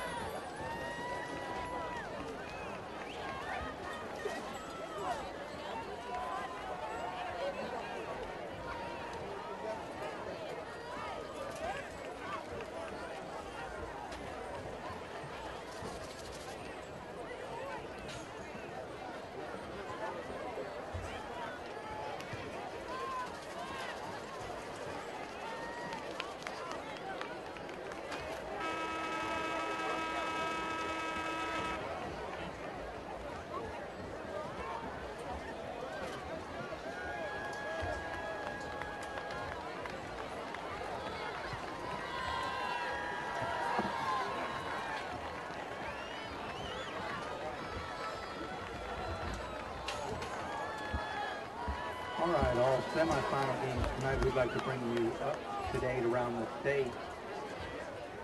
In 1A private, Prince Avenue 14, Landmark 10. We have public school side, ECI 19, Wilcox 7, Dooley 10, Lincoln 0. 3A, I barely had my breath. I know that ladder is going to wear you out once you get a little workout. Welcome back, Steve Ferrer and Coach Tim Luke. And this game will take your breath away. It will. And, Steve, we got a battle of two heavyweights here tonight. There's no doubt about it that George Walton is deserving to be right where they are, and certainly one of the best teams, very best teams in the state of Georgia in single A, and would do very well in double A and play beat a lot of triple A and quad A teams. They are well coached, and they are tough football players and smart, and got a great quarterback and a great tailback and a great defense and huge offensive and defensive linemen and great kicker. They've got it all, and so does ELCA. And the truth of the matter is that you know, you give both sides a tremendous amount of credit for coming out in an intense environment and with a lot at stake and playing excellent football. Both sides have played great football, and it really hasn't been as much about one team making a mistake as much as it's been about one team forcing the action and making plays. Javius Terry returns the opening kickoff 95 yards for a touchdown. Javius Terry blocks a 29-yard field goal, and he gets back up off the ground and picks it up and scoops it and scores from 70 yards or so. And then, of course, their kid intercepting the ball and making a nice return, and them going for a fake on punt and doing a good job and getting the first down and prolonging a drive. And then, of course, Stanley Williams, their tailback, the junior, just everything that he's been advertised, just as advertised. And he's the real deal. tremendous speed and vision and great feet, great cutback ability. And really, it's going to be a 4-quarter game. It's going to come down to who wants it. The scary thing for the Chargers is that we're about to kick off to them again, and they've done a good job of moving the ball on us tonight, something we're not accustomed to. So we will find out over the next 24 minutes who is going to go to the Georgia Dome and play for the state Single A championship. What do we got to do this quarter, Coach, to shut them down? Got to play gap responsibility. You have to stay at home and play your gap and maintain your gap and be there for the cutback. You can't run with a chicken like a chicken with your head cut off, over pursuing plays. You got to play with a lot of smarts. You got to swarm to the ball, and you got to tackle when you get there. You have to make sure tackles. And you know, for the most part, once we got our legs under us a little bit in that first half, we started defending him well, but he's just so good that all it takes is one play and one little cutback and get on the outside like he did, and we get down all the way down to the 3-yard line. So we have to play smart assignment football, play our responsibilities, and be there. And for the most part, we've done that, and so have they. All right, so the referees are resetting the clock here. And we'll stand over here. Got a young man here with us in the booth. Broadcast booth here. Thank you, sir. See what Cole Dellinger does here. You know, they stay in our lanes here, Coach. Yeah, they've got Demetrius Mason back deep, along with Nick Waters, 2 great athletes. We go to Mason again. At the 6-yard line, he's up at 15, now to 20. Wow. 30. Oh my gosh, that was great job. I saw that. That was a chop block, some sort of chop block there at the 41. Well, they chopped Marquise Griffin, and he got up and knew it. And truth of the matter is, though, Cole Dellinger does a fantastic job there of saving what would have been a touchdown had the flag not been there. Of course, a lot of times you break one open because somebody's broken a rule and blocked the wrong way, and they did a cut block. That you cannot block below the waist on kickoff, and they just and that did. was clear. It was that was a good call. The ref saw that and threw the flag. So what was going to be at midfield is now all the way back to the 26-yard line, and ELCA's fortunate there, but at the same time, that's why they have penalties. You call penalties when they break the rules. He would have been tackled had that chop block not occurred. 1st and 10 for the Bulldogs at the 26-yard line. Hand off to Williams up the middle. He gets about 4, maybe 5 on the play. Let's see where they spot it. Looks like they're going to spot it at the 30-yard line for a 4-yard gain. Brings up 2nd down and 6. Boy, he runs hard, and he's, you know, the thing about Georgia Walton's offense is he doesn't get touched a whole lot until, you know, he's 2 and 3 yards downfield because of the surge of that huge offensive line. They are very well coached, and they come out hard. And when you've got that kind of a wave in front of you and nobody's touching you until you're downfield, that's how you gain 4 yards a clip. High formation. Here they go again. Quarterback under center. Halfback on the carry. Wrapped up for about a 3-yard gain this time. We'll bring up 3rd down and 3. There's Tyler Jarvis, their fullback. He looked like he kind of tweaked an ankle in the first half, but he is back and running hard, and now it's going to be 3rd and probably 2.5 at the 34-yard line. This is a big play right here. Let's see whether we can stop him. The ball just inside the 35 at the 34-yard line. 3 to go here for a 1st down. Bulldogs snap, hand off to Williams. They hit him at the line of scrimmage. Maybe 2 yards on the play. Looks like they're going to spot it enough for a 1st down. Yeah, though. he got it. He got it. I guess he had a little lunge there at the end, and it got him about a half a yard, so that'll bring up a 1st down for the Bulldogs. Ball at the 37-yard line. You know, for a split second there, and it tells you what kind of running back he is. For a split second, it looked like the Chargers may be able to bottle him up in the backfield, but he is good in yards after contact. He is a much tougher runner than I wanted to give him credit for in watching film. He does get yards after contact, and he does run hard between the tackles, and that is what has most impressed me tonight. They're back to the veer look and more of an option look here. All right, this time they're going to pitch it out. They do. It's complete inside the 40 to 39. Tackled immediately. Marquise Griffin. First contact by Bryson Durden. So that brings up a 2-yard gain. Second down, 8. Very diverse in what they're doing here. They're mixing up their formations.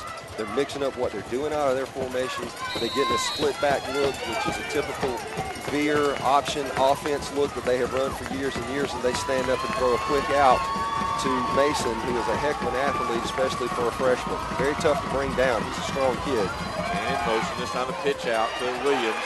He's at the line of scrimmage now, where he's finally knocked out of bounds about the 44-yard line. That's a gain of about 4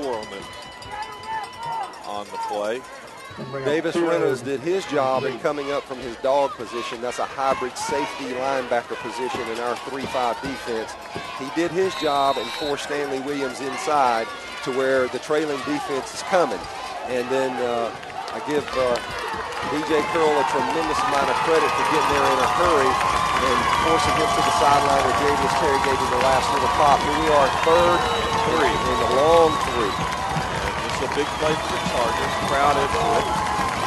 They give it to Williams. They stack him up there by Shockley. They had a little bit of a hitch on that handoff in the backfield, and it slowed him up. But they're 4th and 1. You really wonder whether this is a tough decision here.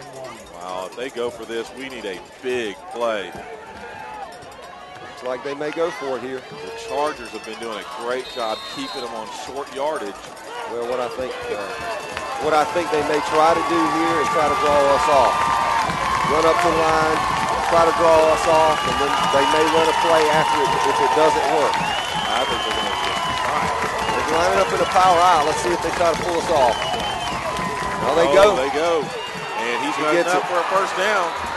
And a yard to spare. That was Williams on the carry. Well, I got to tell you, Steve, that one of the things that ELCA was hoping for in this game is that we wear them down. But the truth of the matter is that our defense has been on the field all night long, not theirs. We've had big plays. Our defense is, I don't know what the snap count is right now, but it's probably somewhere in the 90% range that their offense has been on the field 90% of the time. So I'm fearing that we may be getting one back. They're going to pitch it. Here we go. It's up in the air. And that's going to be intercepted by the Chargers. Who was that? That's Griffin, Marquise Griffin. And I'm going to be honest with you, Steve, as soon as he dropped back on first down, I was actually thankful because you got 2 superior corners out there. Very rarely do guys get behind them, and they're not completely in control of the play when the ball is in the air. And when he dropped back to throw the ball, even though it was on first down, I give their coaches credit for trying to be diversified and doing some things and mixing it up, and they're doing a heck of a job. But I actually felt better with the ball in the air than I do number 1 carrying it. 18-yard line where we start at 1st and 10. Handoff up the middle. Is that that's Timpson? That's Timpson. Oh, big play for Timpson.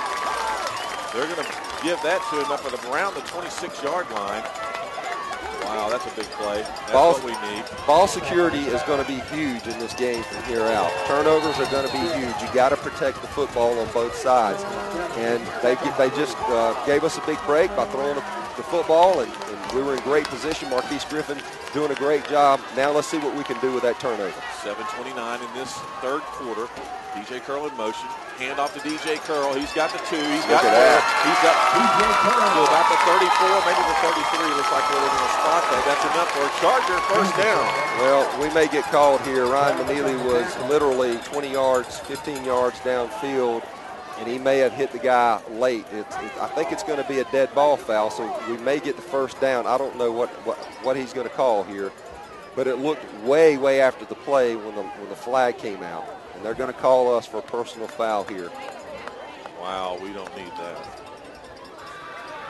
That penalty marker's at the 42. And that ball is coming back to the inside the 20. Our crowd boos. Penalties, turnovers, and special teams over and over again in playoff games have a tremendous bearing on the game. And we did get the first down. That's good. And it's going to be marked back 1st and 10 now at about the 18-yard line. But instead of being up at nearly the probably the 30, 35-yard line. We're way back now. So we have a first down. So Etheridge in the shotgun, man in motion. We hand it off. Timpson up the middle. He gets stopped, but he tries again and maybe got back to the original line of scrimmage, maybe a half a yard on the play. That will bring up 2nd and long, 2nd and 9 for the Chargers, as Timpson got bumped, bounced out, and then got tackled. Well, one thing about both of these defenses, they're both so good and so well coached and so disciplined that if you're not going to do a whole lot of dancing and get to anything. If it's not there immediately and you start dancing around, they're going to close on you fast. Etheridge is rolling to his right. He pitches it out, and that was overthrown, and that's a great interception. Oh, my goodness, it was intercepted. 44-yard line, intended for Karandi. Their number 20 picks it off, Casey Schubert. He's a senior, and he went straight up in the air and kicked straight down both feet together like he was doing ballet. Well, our coaches, including Coach Guess, our head coach, and even our trainer, our assistant trainer, was protesting that fairly vehemently right there, saying that he did not get his feet in. But the referee, who was downfield, came charging up and said that he did catch it and get his feet down.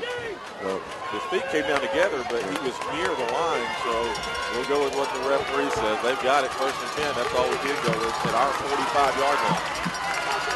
This time they put Williams in motion. Rice keeps it. He's rolling right. Now he's back better. Great job, DJ Curl. Yard loss on the carry. Back inside Bulldog territory. It's going to be 2nd and 16, Coach. Both Bryson Durden and DJ Curl did a fantastic job of coming up and stringing that out. And, of course, Isaac Rochelle was there to help string that thing out. He could not get the edge because of Isaac Rochelle. That delayed it just long enough for DJ to come up and force the action, and DJ is playing a terrific game at safety. What a quarterback he is out there for our defense. And Bryson Durden right there using that speed that we've seen all year long to make that play on the edge. That is a tremendous loss and a big help for the Chargers. But with Stanley Williams, sometimes it doesn't matter. I'm going to keep saying that all night. Well, this is 2nd and 16. Fake. A fake pitch back, but we stop him at the line of scrimmage. They're going to give him a yard on the carry. Love the play call. 3rd down, 15 now. Tremendous play call by George Walton. Love it, but I got to tell you, I love Bryson Durden's discipline even more. He played that beautifully. He squeezed down. He did not over-pursue and run around like crazy. He played his responsibility. You've got to play your gap in your area of responsibility. He did that, and they gained 1 yard instead of hitting a big play. Charger fans on their feet and yelling defense. The ball is at the 50-yard line. This is a 3rd and 15 for the Bulldogs. Rice under center. Puts a man in motion. That's going Trying to get the ball to Stanley Williams out in the flat. Oh, he's looking for him, but there's nowhere to go. Nice job, Bryson Durden. Bryson Durden again. 36-yard line, maybe the 37. That is a huge loss. They will have to punt. No choice here for the Bulldogs. Bryson Durden, last 2 plays. Huge. Well, really the last 3 plays, Steve. That was the Bryson Durden series that time.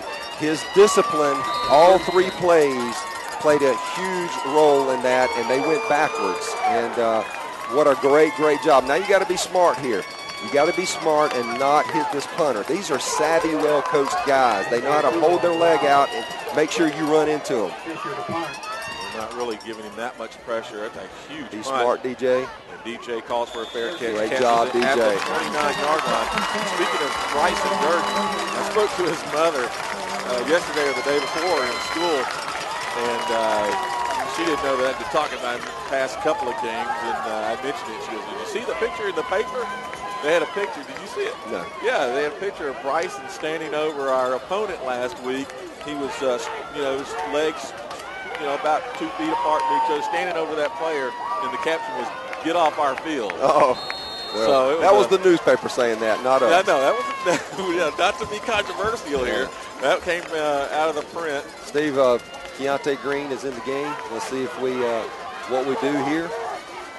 Coach Guest wanting to see if he can do anything. And he does hand it to Keontae. Keontae's bouncing around, still on his feet, now down at the 35-yard line. That's enough for a 6-yard gain. And we want a flag here. The crowd's yelling for a flag. I didn't see anything. I don't know what they're upset about, but I was A little bit of chucking there, that's all. I was focusing on Keontae getting up and nervous as a cat for him. But this is 2nd and 4. You can see he's a difference maker even when he's only about 70%. So Keontae back there with Etheridge, man in motion. Keontae takes the handoff. He gets 3. 3 straight ahead. And probably going to be about a half a yard short, maybe a full yard short of the first down. That will bring up 3rd and 1. Allow Keontae in the line 2 straight plays. Got to give our offensive line credit for getting some movement on their big old boys. You really, really want to get this first down and drive this thing and keep our defense resting and get our offense, keep our offense on this field. Let's see what we call here. We've got a man in motion. That's Griffin. We're going to hand it to Keontae. He takes it up. He's got enough for a first down across the 40, the 42-yard line. 1st and 10. Chargers on the move. Important first down. So glad to see that. Let's keep this thing churning now. And, you know, let's just play our game. Let's not worry about getting too conservative. We have exquisite athletes on this field that we have relied upon all year long. Just hope that we see that we're just going to run our offense and do what we do. Clock running. 2:41 and counting. Clock is our friend as long as our offense is on the field. Boy, their corner has backed off 12 yards. Griffin in motion. He takes it. He's going upfield. He's at the 43, nice 45, run. now the 49. He flips upside down, lands on his helmet. He gets up. He's good, but we got a couple players down for the Bulldogs. Number 72, slow getting up. That's Patrick Stewart. That's their middle linebacker. He's a huge kid, especially for a middle linebacker. These kids are flying around on this field. I can't tell you how bad both teams want this. You've got to give both teams all the credit in the world. They are absolutely. I went to the Georgia Dome last Saturday, folks. Alabama, Georgia. This is very reminiscent of the kind of passion that was there. Keontae Green. There's your boy. Go! He's at 35 and 30. The 25, 21 man to get him, and he does at the 15-yard line. They're going to spot at the 14-yard line. A huge pickup for Keontae Green. And what you want the rest of everybody that's watching that, we hadn't been able to see our guy go, and it's like a drink of fresh water to see Keontae pop like that, because that's how we make our living. We have seen that so many times the last 4 years. Etheridge going to keep Truck it. left. That's a quarterback keeper. He's down to the 5, inside the 5 at about the 3-yard line. It's going to bring up a first and goal. Let's see if they give him the first down. They're right at the stick. Let's see. Yeah, they're going to measure. Yeah, they gave it to him.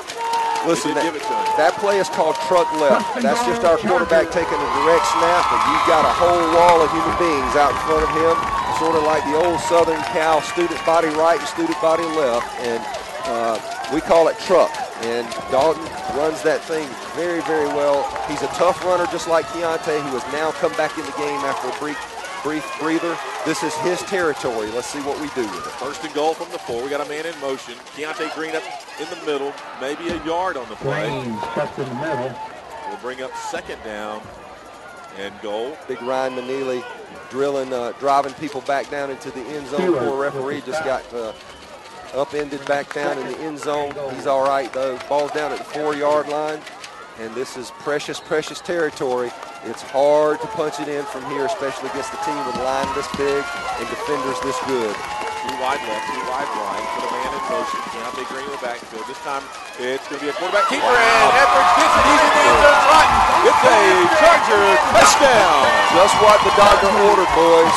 Just what the doctor ordered. Our offense needed to come on the field, hold the football, bleed some clock, and it's down to 38.9 seconds in the 3rd quarter now, and get the confidence of punching it in and returning to ELCA football, doing what we do, lining up and saying, you want a piece of this, we're going to give it to you. And I'm so proud of those boys for coming out in that offensive line, doing what they do. Great job.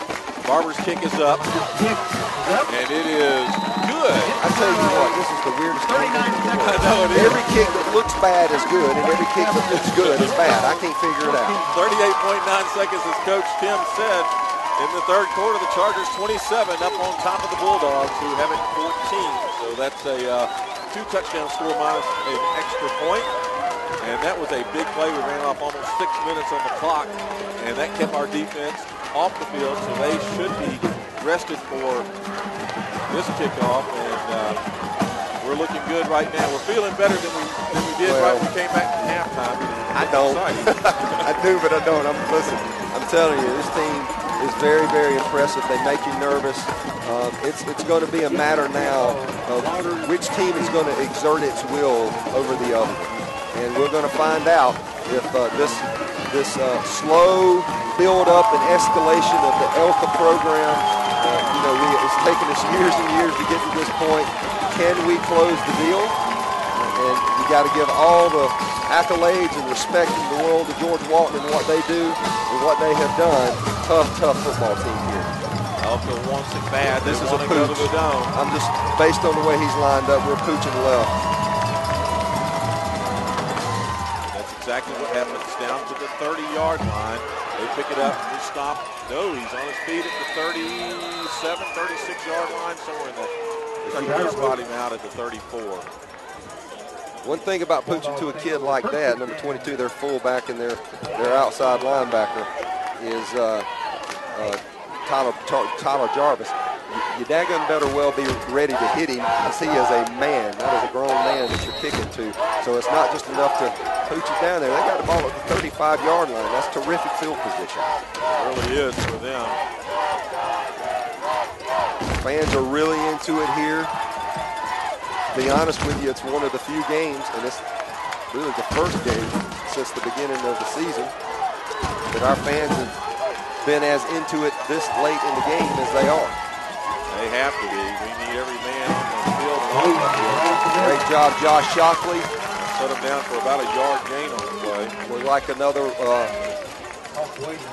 another one of our linebackers was in there too. I want to say maybe Chase Burdett, our puppy. Got a lot of people talking to him, trying to calm him down. I don't know if he got a little excited there or not, but he was in on the play. Did a good job. True freshman, our own true freshman out on the field at linebacker. Starting and doing a good job. And now we go to fourth. 27-14 Chargers. Coach Guess is pulling this team together out on the 50-yard line, bringing everybody in. He wants them all calm. He wants them to stay focused. That's the message that's on the field. We need to stay focused. We had a fan just text me just now and say, don't get so excited and fall off the press box. I'm safely behind the fence. I'm probably the most excited I've been all year. I'm a little animated here. This is an exciting game. This is real football here.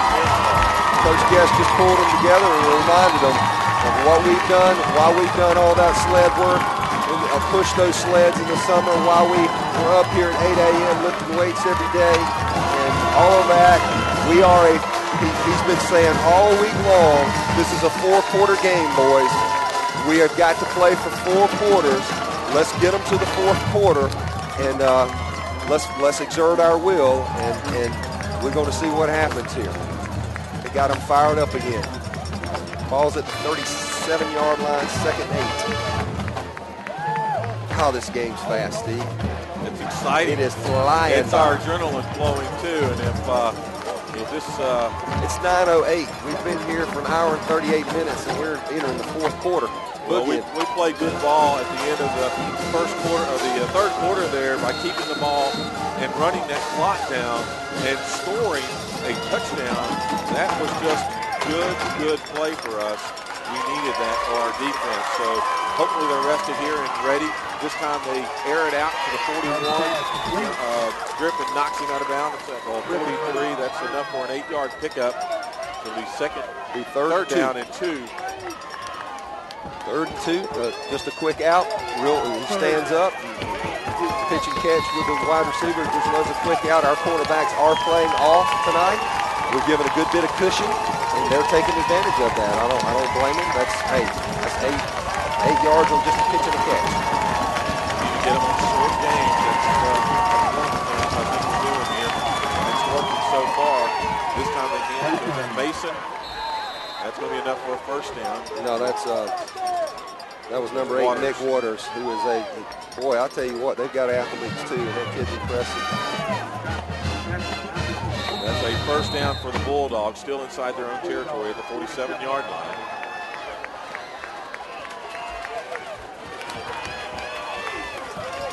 Our offense looks okay. Not too many of them with their hands on their waist. They look like they're conditioned and ready to play here. They're very well conditioned. And, they certainly got some help from the offense just then. Hand off to Williams. He's rolling like a left. hold. And that's a shot. 50-yard line. Goodness gracious. Terry on the tackle wraps him up. Bad Here comes the penalty marker. See, here's the problem. Javius Terry, and I know he's excited, and he's a wonderful kid. I promise you, he's not in any way a bad seed. But when you make a big play like that, he talked to him a little bit. He barked at him. And I don't know who they're going to call this on because I think their guy got up barking too.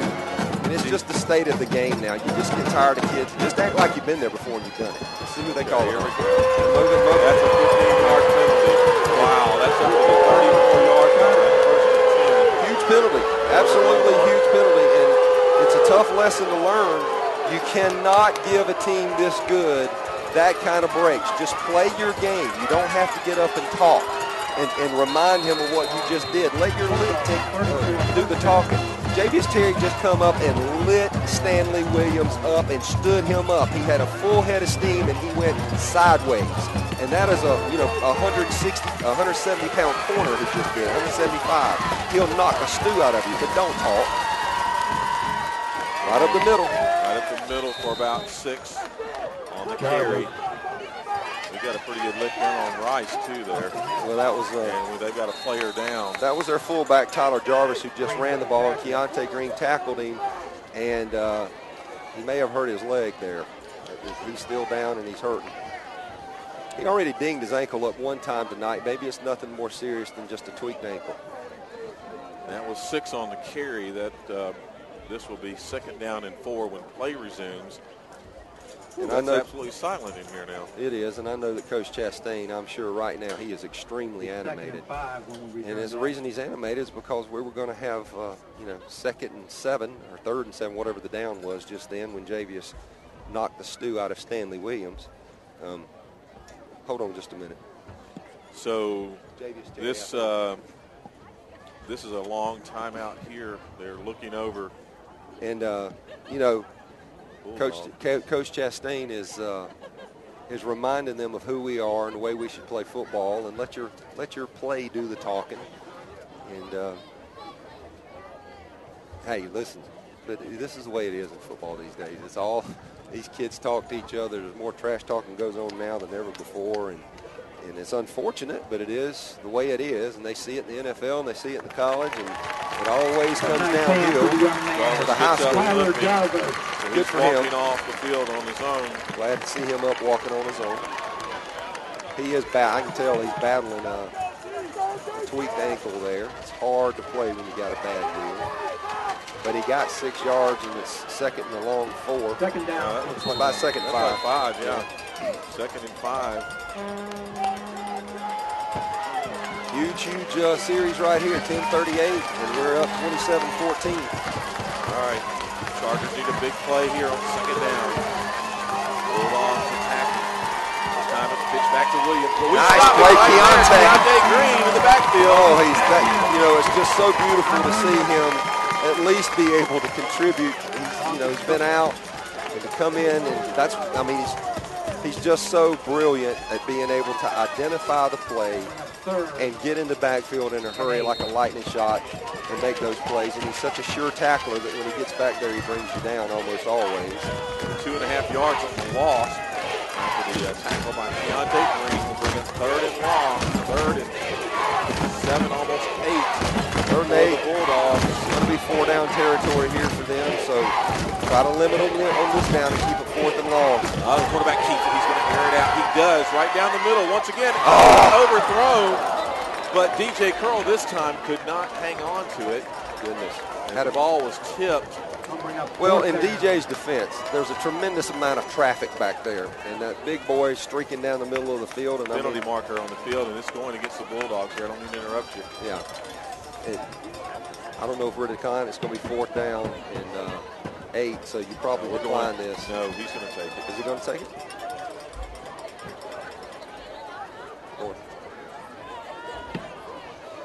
Okay, we're going to decline it here. It's an ineligible man downfield. And so you got a tight end there that looks like he plays for the Falcons. He's so large, streaking down the middle of the field, and you're trying to play your responsibility, but the ball is floated a little high. He's on top of you. Other players are in the vicinity. It's really, really hard to catch that ball. But DJ would tell you probably 9 times out of 10 he comes down on that ball. Huge play in the ball game right here. 9 minutes, 39 seconds on the clock. The Bulldogs have it. They have a 4th down here. It's going to be 4th and 8. The ball is on the 32-yard line. They got to get it down inside the 25, really to the 24-yard line for a 1st down. They're in the veer look. Do they fake that and do some play action? You got to stop on the clock here. Call a timeout. That's George Walton. That's going to be their first timeout of the half. So, wow. Interesting that they came out in the veer look. You have to assume they're probably going to do some kind of play action pass. And they had 2 guys split out to the right here and try to get the ball to them. But at the same time, when you have a Stanley Williams and when you have a Hunter Rice, both of those guys can hurt you with their wheels. Do they come and try to run some kind of option on the edge and pick on your backside, your weak side? Because if they get past that first guy, they ain't much there to defend it after that, and you can score on that. So it's going to be interesting to see what they come up with. Do they come back out and try some kind of trick play? There's a lot at play here that you have to keep in mind, and that's why it's so essential that you play assignment football. Our nose guard is having to switch helmets there. Andreas Holly, senior nose guard, something happened with his equipment, so they had to get him a new helmet out there real quick, and he's getting snapped in. All right, so the Chargers, this is one of the biggest plays, biggest downs for them all season. So now they come out. They got 2 wide right. They've got 1 wide left. Stanley Williams is not on the field. They got Waters in a slot. They come straight back. He does air it out. Let it go. Wow. That's ours. We've intercepted it at the 9. But then again, it is Javius Terry. Javius Terry, they wrap him up at the 30. Go down. Go down. Oh, my goodness. What a play by Terry. This time he gets up and he says nothing. He just raises his arms and walks off the field. Carried off by his best friend there. Good night. His best friend's jacking him up. Marquise Griffin. Listen, I give Javius all the credit in the world. Right now he's the player of the game. He's got 2 touchdowns on huge big plays. He just got an interception, picked it off, and ended the series, which he helped to prolong with a penalty that he would tell you is not very smart. This time, Keontae Green up the middle, across the 30 to about the 31-yard line. Tell you what, they missed it on that last play. The Bulldogs, speaking of, the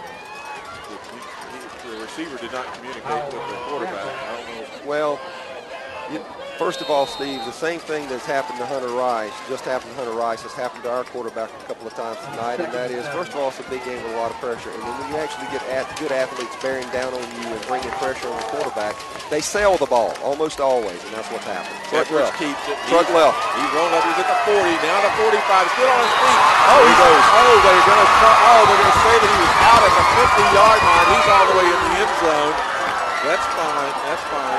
Well, and the referee's right there, and you've got to trust that his call is correct. Nobody's really arguing with it on our sideline, and he made a good call, I'm sure.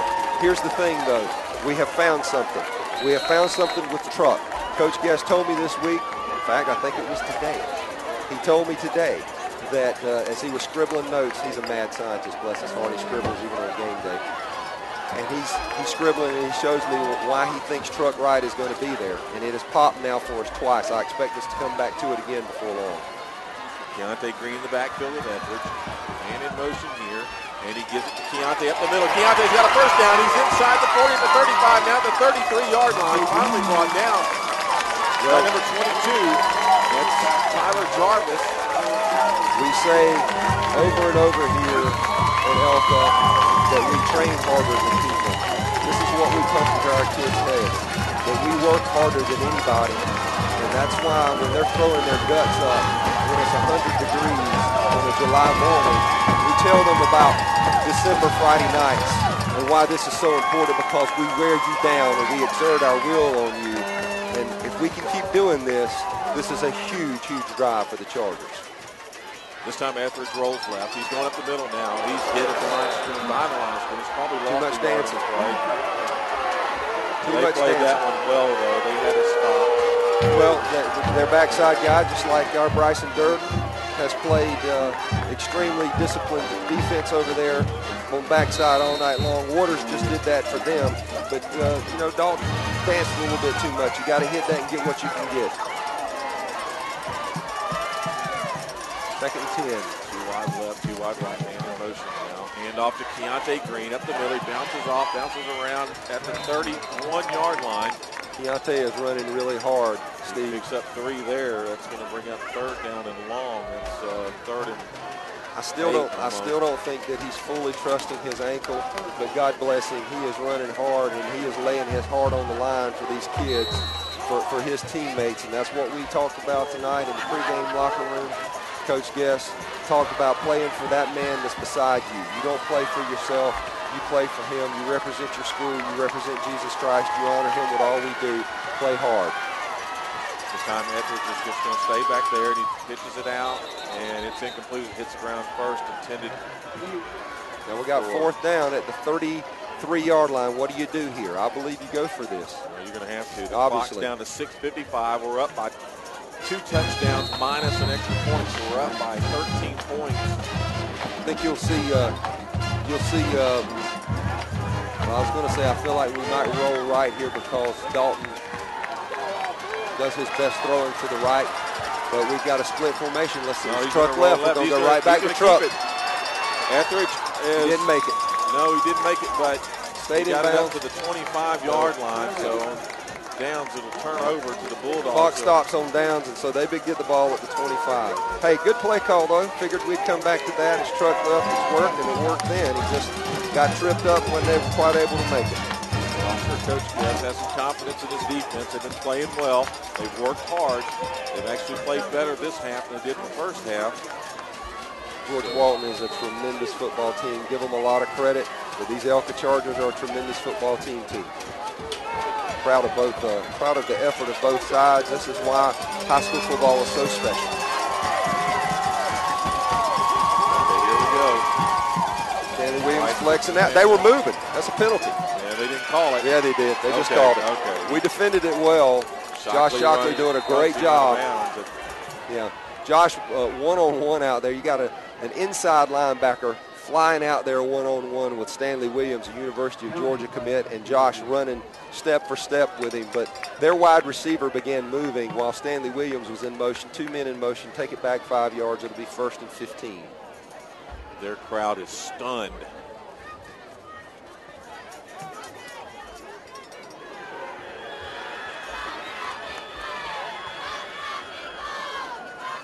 Long conversation over there. I don't know why. This should have been spotted, and They ran we're already playing ball again. I don't know what's so hard about it, but it's easy to.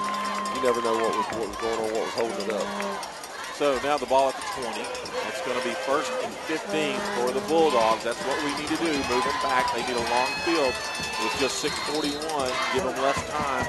We need to stop them like we've been doing. Just get them short yardage at best. Gap control, gap control, gap control. Discipline defense. Play your assignment. Watch for the cutback. Rice is rolling to his left. He's looking for someone. He's going to keep it, but he gets stopped behind the line of scrimmage and loses another 3 yards on the play. Now the ball is going to be at the 17. Brings up 2nd and 17. Yeah, they are marking it back there. Good call, Steve. Listen, you're not. The beauty of that play is we got to see why Isaac Rochelle is headed to the University of Notre Dame. You're talking about a guy that is playing to the field side. That means the wide side of the field because of his tremendous speed as a big man. And he just ran that down, got the quarterback, got Hunter Rice by the shoulder, and delayed him just enough for a streaking Josh Shockley from inside linebacker to get out there. All right, we got him on their heels. This time they hand it off. You're just not going to make a Oh, my living. goodness. There he is. Bryson Durden makes a big play again at the 7, maybe 8-yard line. You're just not going to make a living on this defense going wide. I don't know why George Walton. I do know why. They're down 2 touchdowns, and so they feel like they're having to try to do some things that can pop big plays. But where they were making their hay is going straight downhill on us. And Williams ran it all the way across the field, but he just backpedaled as Bryson Durden came in and laid the hit on him. Run, clock, run. 5:20 left. 8-yard line. This is third down, 22. You would have never thunk it, if I could say that word, at the end of the first half. As we'd have him pinned this low. Here we go. He's airing it out. Oh, it's overthrown at the 42-yard line. Nobody could even get there. Trying to get the ball there to Lane Ledford, a senior who had pretty good speed. But once again, I just can't say enough about Marquise Griffin and his position. Playing great technique, just tremendous position, being right where he's supposed to be. He's been such a consistent corner all year. That boy came here, I'm going to say that young man because he's not a little boy anymore. That young man came here this year, accepted Jesus Christ on the night that we played Clinch County, and he is a tremendous young man and such a God. He's turned into oh my gosh, that's a bad punt. Down to the 28-yard line. My goodness. Well, we're going to put it up at 30. Pressure does crazy things to high school football players and to pro football players. Shockley getting a pat right there by the coach. A lot of pressure on these kids, and we put pressure on them by running somebody back there to force the kick. You can't just let him sit back there and hold the ball while his coverage gets downfield. You got to send somebody to force the kick. He did that. It rattled him, and he kicked that off the side of his foot. Charger ball, first and 10 at the 30. Roll your tape. Keontae Green's final days on the Charger football field. This is to Griffin. Griffin's going to roll right down to 30. Such patience. 35. Such He's still patience. on his feet. Penalty markers on the field. I don't know what that's going to be. Well, they're going to call us for either a hold or a block in the back. After an 8-yard gain. More than likely because 2 referees saw it and threw their flag straight at it. So we'll see what they call. I'm going to say a hold. Holding Chargers. And that's right. 4:45 to play. I tell you what, this officiating crew, by and large, has done a fantastic job tonight. No complaints. No, I think you're right. Game operations has been fast and furious. They have kept this game going for the most part. The White Hat has done a tremendous job of being in command and controlling this game. 2 very, very spirited opponents going at it, and got to give the crew credit. First and 18 for the Chargers at the 38-yard line. Handoff up the middle, Keontae Green, 2 yards on the carry.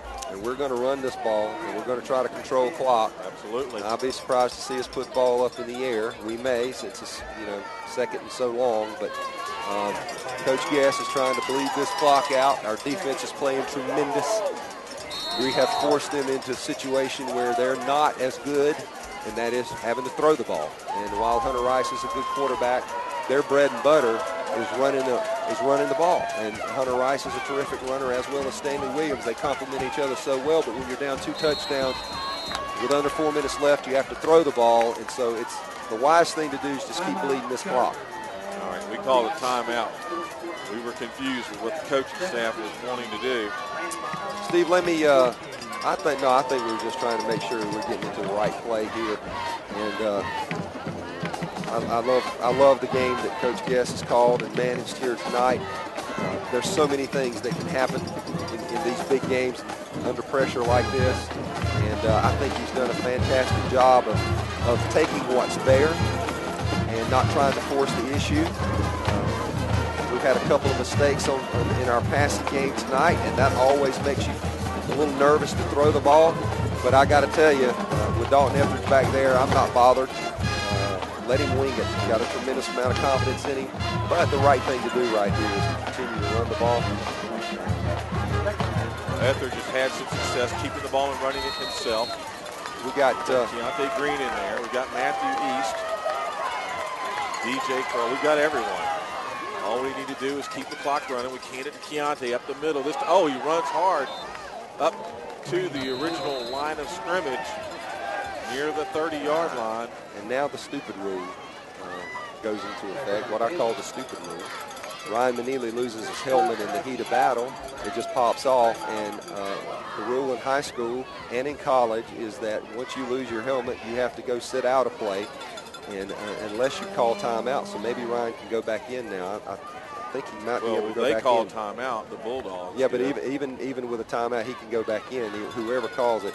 So we had to run Evan Lewis out there to take his place, but thankfully we did get a timeout, and now they're down to 1, and we have 2 timeouts, and now Ryan Manili can go back in. But I guess I understand the spirit of that rule. I just don't quite understand why a player has to run off the field and set out a play to put his helmet back on.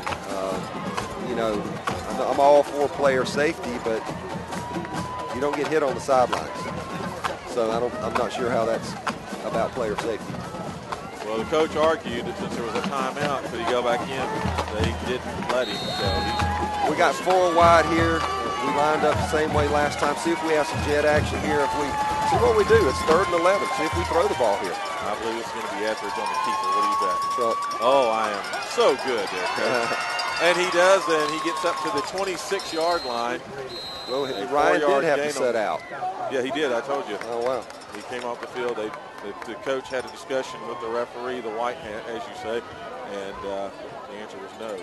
George Walton is now out of timeouts. That was this is an important thing to mention. An important fact is they just called their last timeout. So even with 3:33 left, they're down 27-14, and they have no timeout. So if they do get the ball back here, they're going to have to do some hurry-up stuff. And, of course, what scares you about their hurry-up is that number 1's involved. A simple handoff can turn into a hurry-up touchdown with that guy. Well, I say let's hurry up and get our first down on the 4th down. Be interesting to see what we do here. You know, I tried this last time. I would love to see a Dalton Etheridge to Davis Karandi connection here. 2 guys that have tremendous chemistry and I don't think have hooked up tonight at all. And, let's see what we do here. Do we run the ball? I'm so proud of Keontae Green for gutting it out the way he has. I think they had 1 completion in the first quarter, right down here somewhere. So proud of Dalton Etheridge the way he's run the game too. Oh, we got him. Hard snapped it. Good call, Coach Guess. Hard snap. We call that freeze. You run jet action across. Oh, yes. All right. That's going to be a pickup of 5. It's still going to be short, but it brings up 4th down and 2. It's a lot more manageable down. Now you try to get it with Dalton or Keontae. Oh, this is going to be Keontae right up the middle. What do you think? One or the other. You got me guessing now, Coach. And I am right. They nailed him. Stopped him. Wow. And he got maybe a half a yard on the carry. You got to give his helmet. Oh, his helmet came off again. Well, he's going off. Got to give Tyler Jarvis all the credit in the world. That kid came off the corner then, unblocked, and absolutely popped Keontae Green and held him short of the first down. So they get the ball at the 22-yard line with 3:28 left in the game and no timeouts. Down 2 touchdowns, minus 1 point. 13. They need 13 just a time. The thing that you get most disappointed with there is our offense on the last 2 drives have not been able to cash in anything. All right, they air it out to number 25. It's completed up for a first down. Scary on the tackle. And you know, we're gonna try to keep everything in front of us. That's what you do there. You give them a little bit of cushion. They may complete that, drive downfield a little bit, but you make that clock run and keep everything in front of you and make sure tackles. You got to remember, number 1's back there. Ball to 35. He airs it out again. This one intended for number 20 to the 40. And they actually called that a catch and a fumble. Schubert there catches the ball, and as he was spun around, dropped the ball. The ref called that a fumble instead of an incomplete pass. He gained 5 yards. I don't know how that was a fumble. I don't know where he had it control, but long story short, the clock's still running. The ball at 40. They need 5 yards for a first down. We're playing cover 3. This time it's completed. Slant. Number 25. Great play call, great execution. Inside Charger territory down to the 45-yard line. They hit Lane Ledford, the senior, streaking on a slant, and they're fighting tooth and nail. Clock running now, 2:35 and moving. Ball at the 45 of the Chargers. Watch number 1, play assignment football. And they're going to air it out again. And this time he keeps it. Rice is rolling left. He's going to keep the ball. He's rolling, trying to get out of bounds. Yep. And he does get out of bounds, but no gain on the play. Heady play by their senior quarterback to get out of bounds and stop the clock with 2:19 left. Hunter Rice is the real deal, boys. yard pickup here. Second down, 9. Our nose guard, Andreas Holly, came awfully close to corralling him from behind right before he got outside, but he managed to get away from Andreas. 2:17 now, so he'll snap the ball. The ball clock will be in motion. Playing very, very soft corners. Oh, this time it is Davis Reynolds. Breaks it up. Could have picked it off had it been just a... And I tell you that he plays the dog position, which is the hybrid safety linebacker that we have, and he has one of the things. Davis has tremendous speed and good instincts, and that has been borne out by the fact that he's. You remember in the Our Lady of Mercy game over at Our Lady of Mercy, he had 2 pick sixes on those types of flat passes. He defends that very well. Still very soft corners. Third down and 9 here. 2:12 clock movement. This time wow. It's aired out downfield and through the hands of Williams and Terry. Terry wants every ball that comes his way. DJ Curl did a fantastic job of coming up there and beginning to deliver a lick to Stanley Williams. Another great play call. They had him streaking down the field, tried to deliver the ball to him on the scene, down the seam. But DJ was there. Glad that he didn't get called for launching there. Came off his feet and went high. Never know what a referee's going to say these days. But all right, this is the game, coach. 4th and 9. 2:07 and counting now. No pressure. Rice is going to we keep got it in him. the middle. Yes, sir. That's going to be it. Chase Burdett. No way. Chase Burdett came up, played great responsibility, came up and went low, while Josh Shockley finished him off. What a great job. And Steve, I hate to do this to you, but I'm going to go down there and celebrate with these boys. You do right. And I'm so proud of them. The ELCA Chargers are going to the Dome. All right. And let me say this. I want to thank Mike Harrelson and Chaz and the whole crew, Melissa, everybody who did a fantastic job for us this year. Great job, Mike Harrelson. You do so much for us. We love you. We do. We thank you. And thank you. Enjoy doing it with you this year, brother. There goes Dalton. Quit dancing. I love him. Just let that ball at the clock run out. All right. Big game for the Chargers. They're going to take this one all the way to the Dome. We are so excited. Proud of this team. Proud of Eagles Landing Christian Academy and all that the staff has done to perform. It's not all about football. They've made it that. They've made it everything about getting these kids closer to Christ, as well as playing on this field. And it's reflected. I see these kids in the hallways. You wouldn't believe. And I've worked both public school, private school, and there is a difference. Etheridge keeps it. Just kind of rolling around. Now he's going to go to the ground. Inside the 40 at the 39-yard line. Stop by Walton. 1 minute, 3 seconds and counting. Now we're under 60 ticks. Bring up 3rd and 10.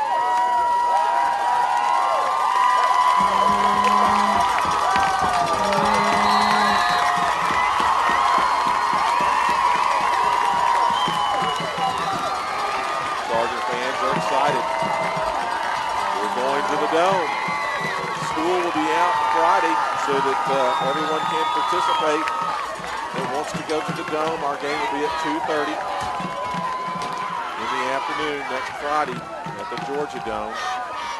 And that should be the last play of the game. The George Walton Academy fails here on our field to forward their season. Instead, it's the Chargers going to the Georgia Dome to play in the championship game. We've seen some exciting play, some final play from our seniors this year. This is the last time you'll see their feet in competition on our field. We thank them. Enjoyed seeing them. God bless them as they move on to the Georgia Dome. And then from there to their colleges, respective colleges, wherever they're playing. Thank you, Coach Guest and his staff. Work very hard. They're going to work hard again this week to prepare our players for the championship game at the Georgia Dome next Friday, 2:30 in the afternoon, playtime. And they will huddle here in midfield. So Someone just mentioned to me to mention that to you. Usually both teams will huddle. They'll have a few words.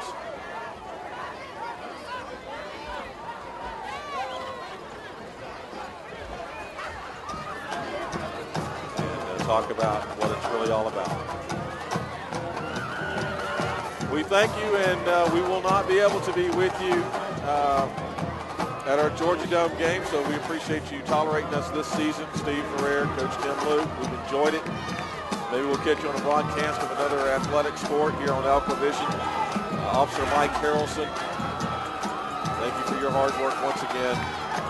Our deputies that have come and volunteered here on our field. It was a tough event for them to handle this week. Georgia High School Association here, and appreciate our fans. You guys have a great evening, have a great weekend, and a Merry Christmas, Happy New Year to you.